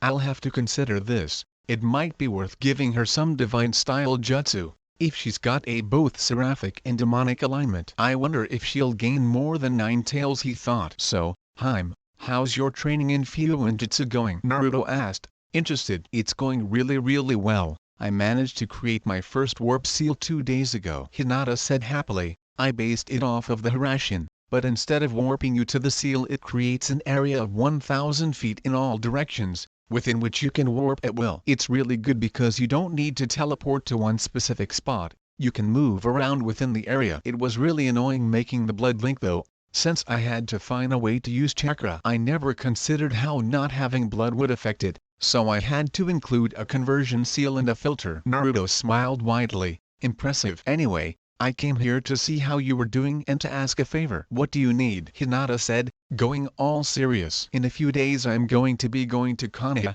to attempt to meet with Shikamaru, since he's the only one I actually like among the leaf bastards, but I know they'll try to capture me. I need you to not interfere. I will be playing along with them, until I locate my target, the Uzumaki Death Reaper mask. the mask of the Shinigami. I wanted to tell you to stay here, no matter what. If I need your help, I'll contact you with mind speech. Okay, he said. Hinata frowned. I don't like it. What if they try to seal you? They could use the Reaper Death Seal on you. Naruto grinned happily. That's the beauty of it. As the Lord of Demons and a god, the Shinigami can't touch me. If he does, it would instead result in I am getting sealed in me. Please Haim, just promise me. Hinata scowled. Hi Teukai-sama. She grumbled, looking away. Naruto smiled, putting a finger under her chin and turning her head to meet his eyes. I'll make you a bet. If you haven't unlocked your 9th tail by the time I get back, I'll train you myself to get it. If you have gotten it,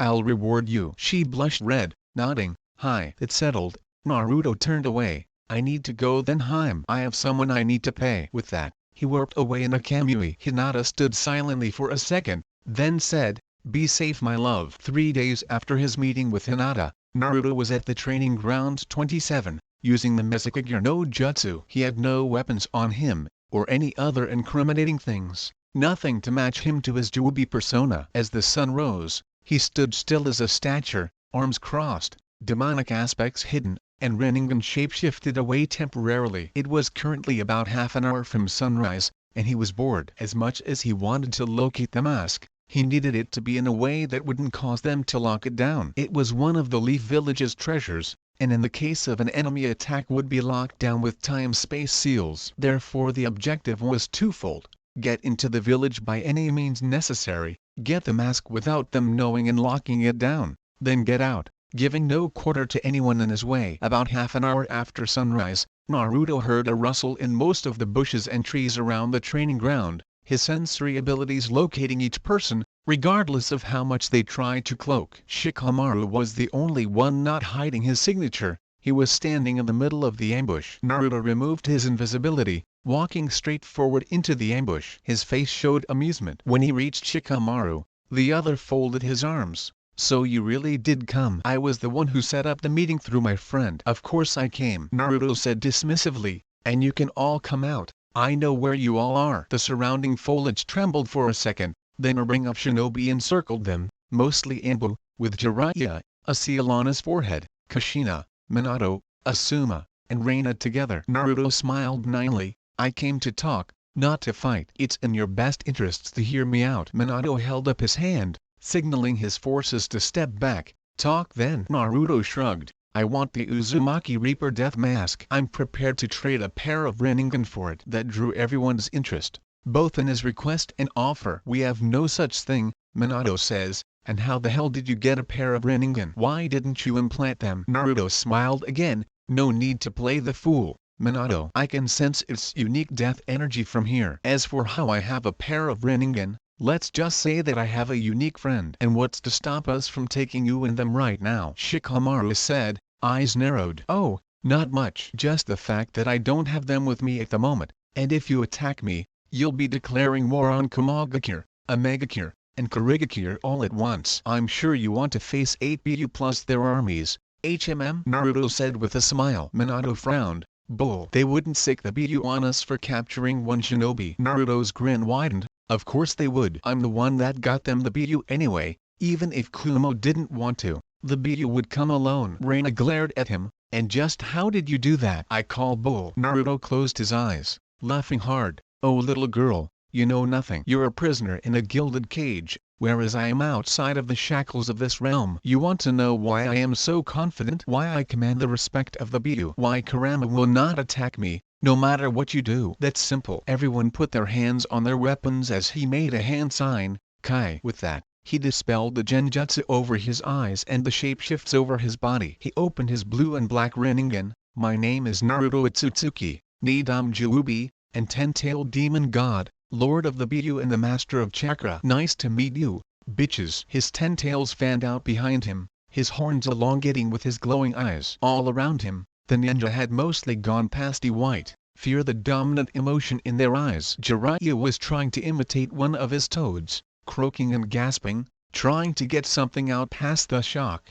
and Minato was staring at him like he had hit a gold mine. Reina was on the ground in a ball, the seal shining through her clothes due to his proximity, and Kushina was standing there, hand over her mouth, eyes shining with tears. "How?" Jiraiya finally shouted. "How do you have the Rinnegan? How are you the Juubi?" Naruto shook his head. "You don't need to know. Actually, I'm surprised at you, Jiraiya. I thought you had left the village." Jiraiya nodded. "They put this on me." He gestured to the seal. "I can go against them consciously, but unless I am given an order I have free will." "I'm sorry." Naruto raised an eyebrow. "Don't worry, later I'll make sure to remove it. Now, will you make the trade with me or will we part ways?" Minato shook his head. "We can't let you leave now. Luckily I had this set up for if Kyuubi ever got free." He lunged forward, hand glowing, hitting Naruto on the chest. "Fin." Reina's seal glowed even more, as Naruto looked at him, disgusted. "You've just tried to kill your daughter." With that, he vanished into the seal. Inside Reina's menscape,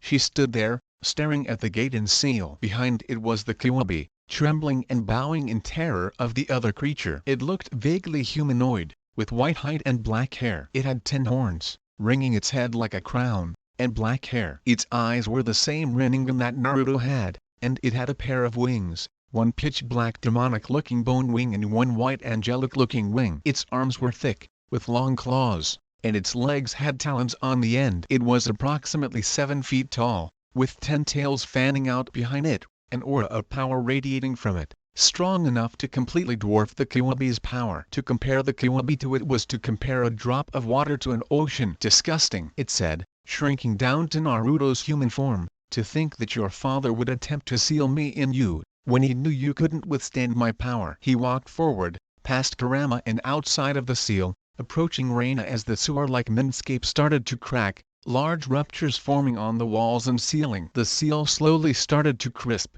as though it was under a magnifying glass. "Reina, I am going to be blunt to you. You are dying. Your body can contain my power, and thus you will break down and die, your soul consigned to the void. Already you are starting to see the effects of it." He gestured to the cracks. "But I can save you. I have to ask you, will you trust me? I will save your life and soul, but you won't be fully human anymore. If I do, though, you will have to come with me. It's up to you." Reina looked at him, her blue eyes trembling with tears. "I will." "Oni-san." Naruto's eyes widened. "This is going to hurt. Be ready." With that, his power flared, causing the sewer to burst apart, the liquid chakra on the ground starting to rise as he pumped chakra into her. It covered her completely, filling the menscape to the roof, then bursting it apart as it continued to flow. "Welcome, Reina, newest of the Buu," Naruto said, before she passed out. On the outside, less than 5 minutes had passed. Kushina was crying loudly, Jiraiya was fuming and raging, and Reina was on the ground, clenched around her seal. Then it happened. Her body started to glow, everyone looking over at her. As it changed, Naruto stood up, in her place. "Pathetic Minato. You would kill your own daughter, forcing her soul into oblivion to try to capture me." "Luckily, she was smart enough to listen to me," Minato growled, making a hand sign. "Don't bother," Naruto said, "I removed your little seal." He turned to Kushina. "Your husband had put a fail-safe seal on your daughter, one which functioned like the caged bird seal. When he activated it, it would have caused her extreme pain and paralysis until he released it. And if he wished, he could also kill her with it, transferring the Kyuubi to himself." Kushina's face filled with rage as she lunged at Minato, only to double up in pain as he activated her seal. Naruto roared in anger, moving forward, out of Reina's body, leaving her standing but passed out behind him. "Release the seal." "Now." "Not a chance, monster," Minato yelled, glaring at him. "You will obey or I will kill your mate." "I had the input to put the seal on her too, since she was so close to you." At that, the temperature seemed to drop to little more than freezing. "Minato Namikaze, you are scum of the highest order. A manipulative, child-abusing, power-hungry bastard." Naruto turned to the rest. "If you don't want to die, leave now." Jiraiya and Shikamaru heeded his words, sensing the pure rage in his words as his aura bubbled up around him. "Now, Minato Namikaze, as Juubi and primordial god of destruction, I hereby strip you of your chakra,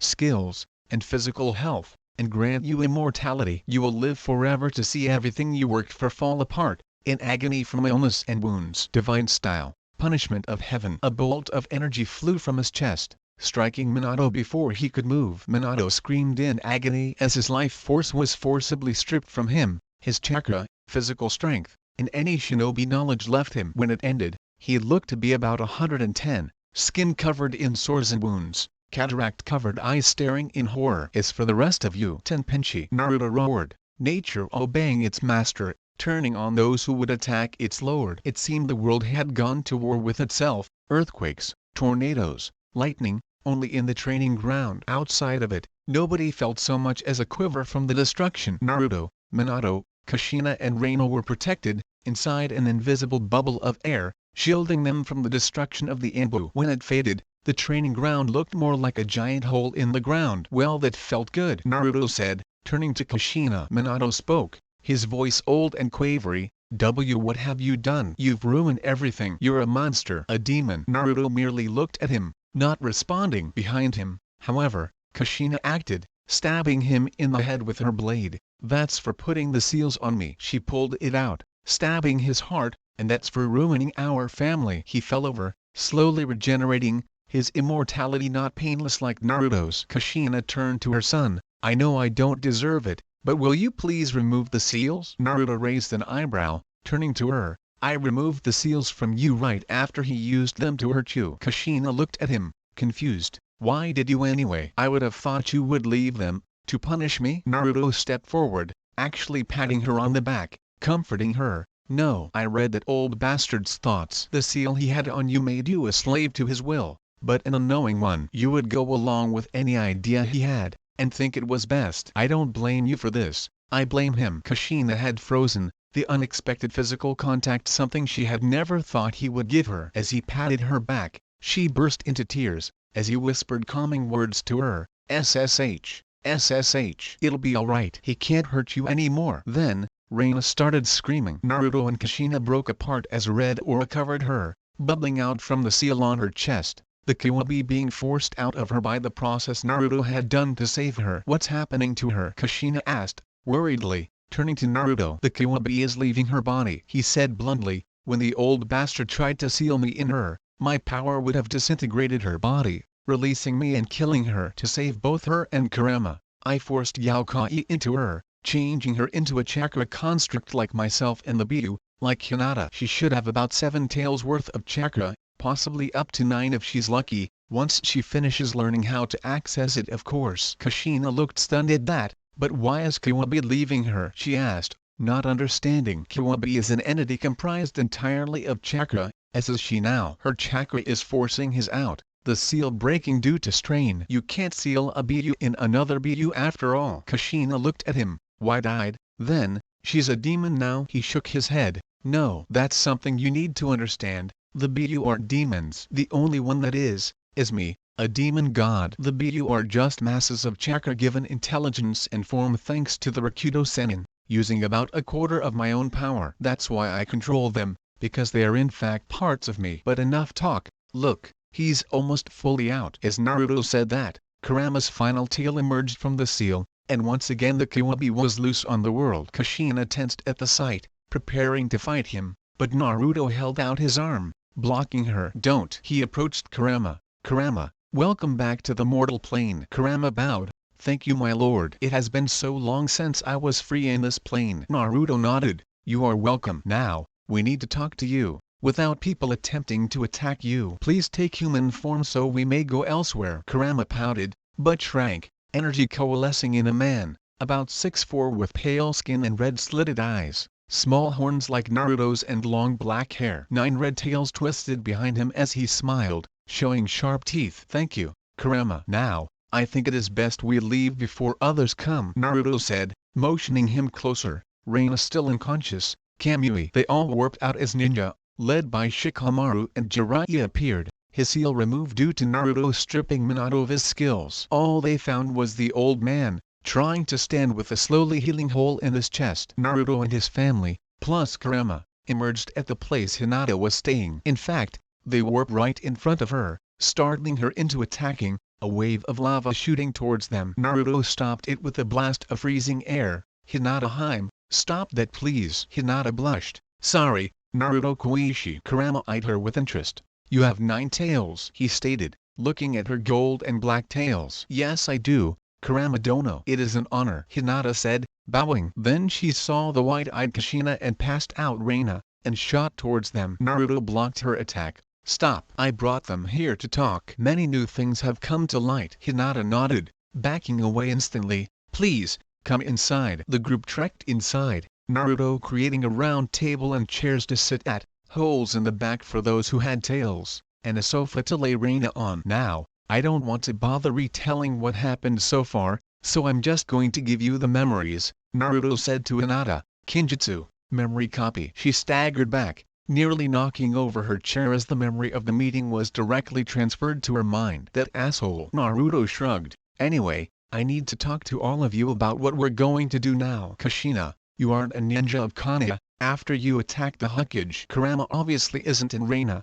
Hinata and I are wanted as weapons now. That being said, I want to get you to come with me. Kurama nodded. I will follow you. Juubi Dono. Naruto sighed. I assume you won't follow any order to call me just Naruto? Kurama smiled. Correct. Naruto rolled his eyes. Anyway, Kushina, I sensed you have Yaokai along with your normal chakra. She paled at that. How did you find out? Naruto looked at her deadpan. I'm a god. The god of demons. Do you really think you could hide demonic energy from me? Anyway, I wanted to offer you a special deal. I will change you into another Buu, and teach you to use the Yaokai at full strength. But in return you have to stay with us. Reina will have to stay with us anyway for protection, at least until she can fully control the new power she has when she wakes up. So really what I'm saying. He took a deep breath. Will you join me again, as a family? Kosan? Kushina froze, eyes shining. Before leaping at him, she threw her arms around Naruto's head and hugged him, tears streaming down her face.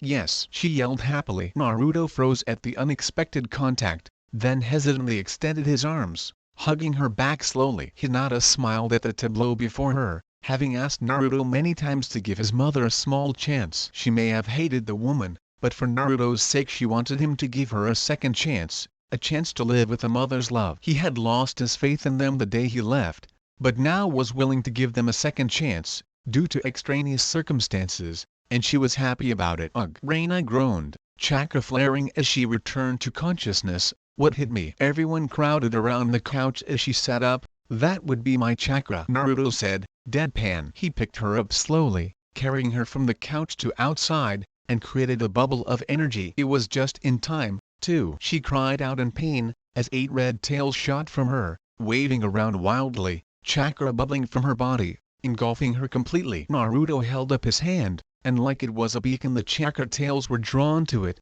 attempting to pierce him and his hand with futility. Reina, enough! He roared, as the tails went slack. The chakra receded into her, and she fell to her knees, panting. I'm sorry, she said quickly. The energy. Naruto stopped her from talking. I know. Don't worry, I understand what happened, and I'm not angry at you. That being said, I am putting a seal on 7 of your tails temporarily. A golden beam shot from Reina into Naruto as they watched, and Reina's new non-human features shrank, her wolf ears shrinking and her fangs becoming less pronounced. Now, I don't want to go through all the BS with telling you about what happened, so here, he made a few signs. Kinjutsu, memory copy. Reina flinched as the memories flowed into her, then doubled over in tears, the shock of seeing her father's true plan making her unable to stop. Naruto let her keep crying for a while, before slowly picking her up and taking her inside, laying her on the couch. Sleep, he commanded, using the Juubi's innate command over other Buu to force her to sleep. She'll be fine, Naruto said to the concerned looks from Kushina and Kyuubi. She just needs to rest and recover from the shock of being changed. Until then,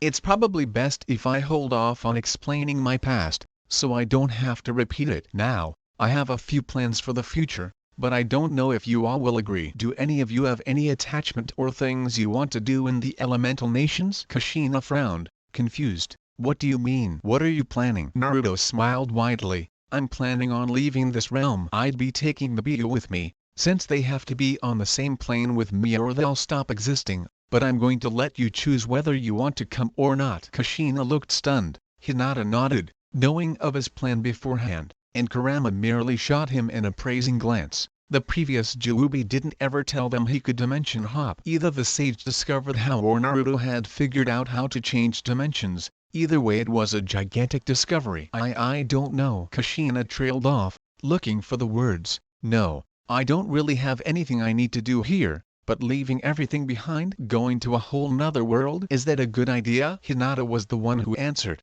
good idea? No. But the longer we, meaning the BU and chakra constructs like us, stay on this world, the more corrupt it becomes. Terukai-sama discovered that the immense power that other BU besides himself and those he creates personally is evil in nature, or more accurately it is based in the darker side of emotions. Because of that, the BU constantly cause those around them to become more and more corrupt, emotions changing and warping. So, we figured out the only ways to undo it would be either leave the world to one that can handle the stress and allow nature to slowly straighten it out without the source of the negative energy, or forcibly renew the energy of the world, but that would kill millions of people, since chakra is technically unnatural to this world. Kushina's eyes flashed back and forth between her and Naruto. Just what is between the two of you? She asked, her tone dark. First you talk about him like a lover, which I can honestly understand, but then you use terms like Terukai and it makes it seem like a master-slave relationship.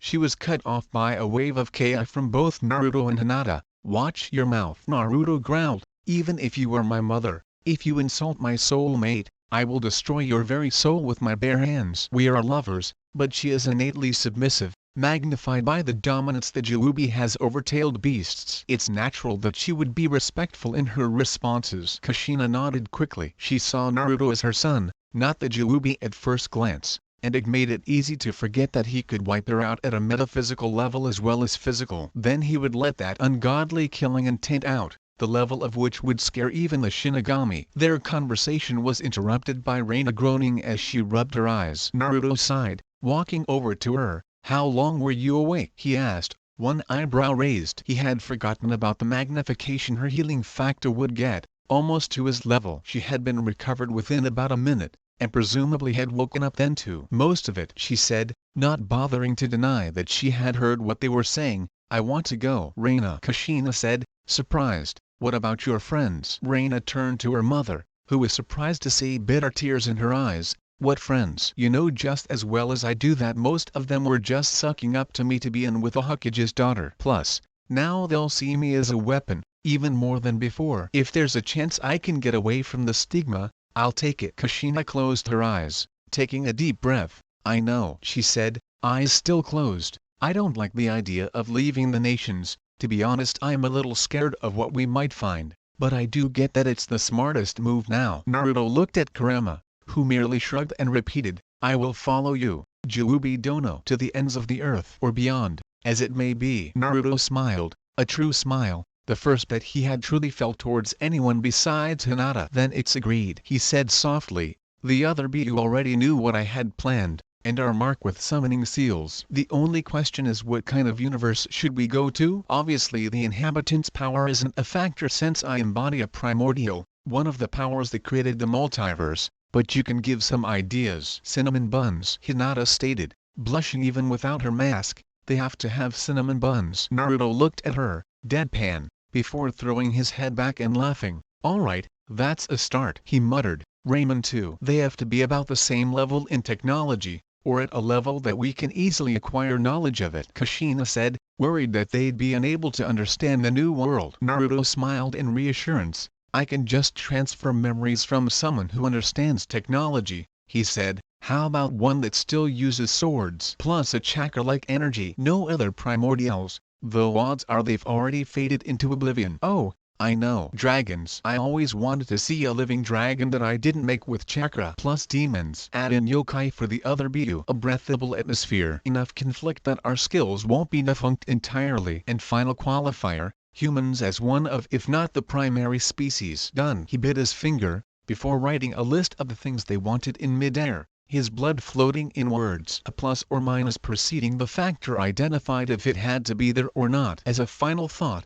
he added, plus as close to the elemental nations in molecular composition as possible in order to not get a planet with a breathable atmosphere but no land, or humans that evolved to live on a lava-covered world. No, that would have been bad, not deadly but still plenty painful. With a snap, the blood shifted, the words merging together and stringing out into a giant circle, easily big enough to allow Kurama's full 200-plus-yard high demon form through based size off the beginning parts of the novel. where the Konoha redwood-like trees barely come up to the top of his paws. Redwoods are approximately 100-150 feet tall when mature, sometimes more, so Kurama would easily be 1,000 feet or more, but I'm making him 600 so it doesn't get into so big I can squish a building with one-step levels. Naruto then flashed through a dozen angels, slapping his hands on the ground and causing the other Biju to appear in a flash of smoke and light, outside their hosts through his power. "It's time to leave," he said plainly. Nibi purred,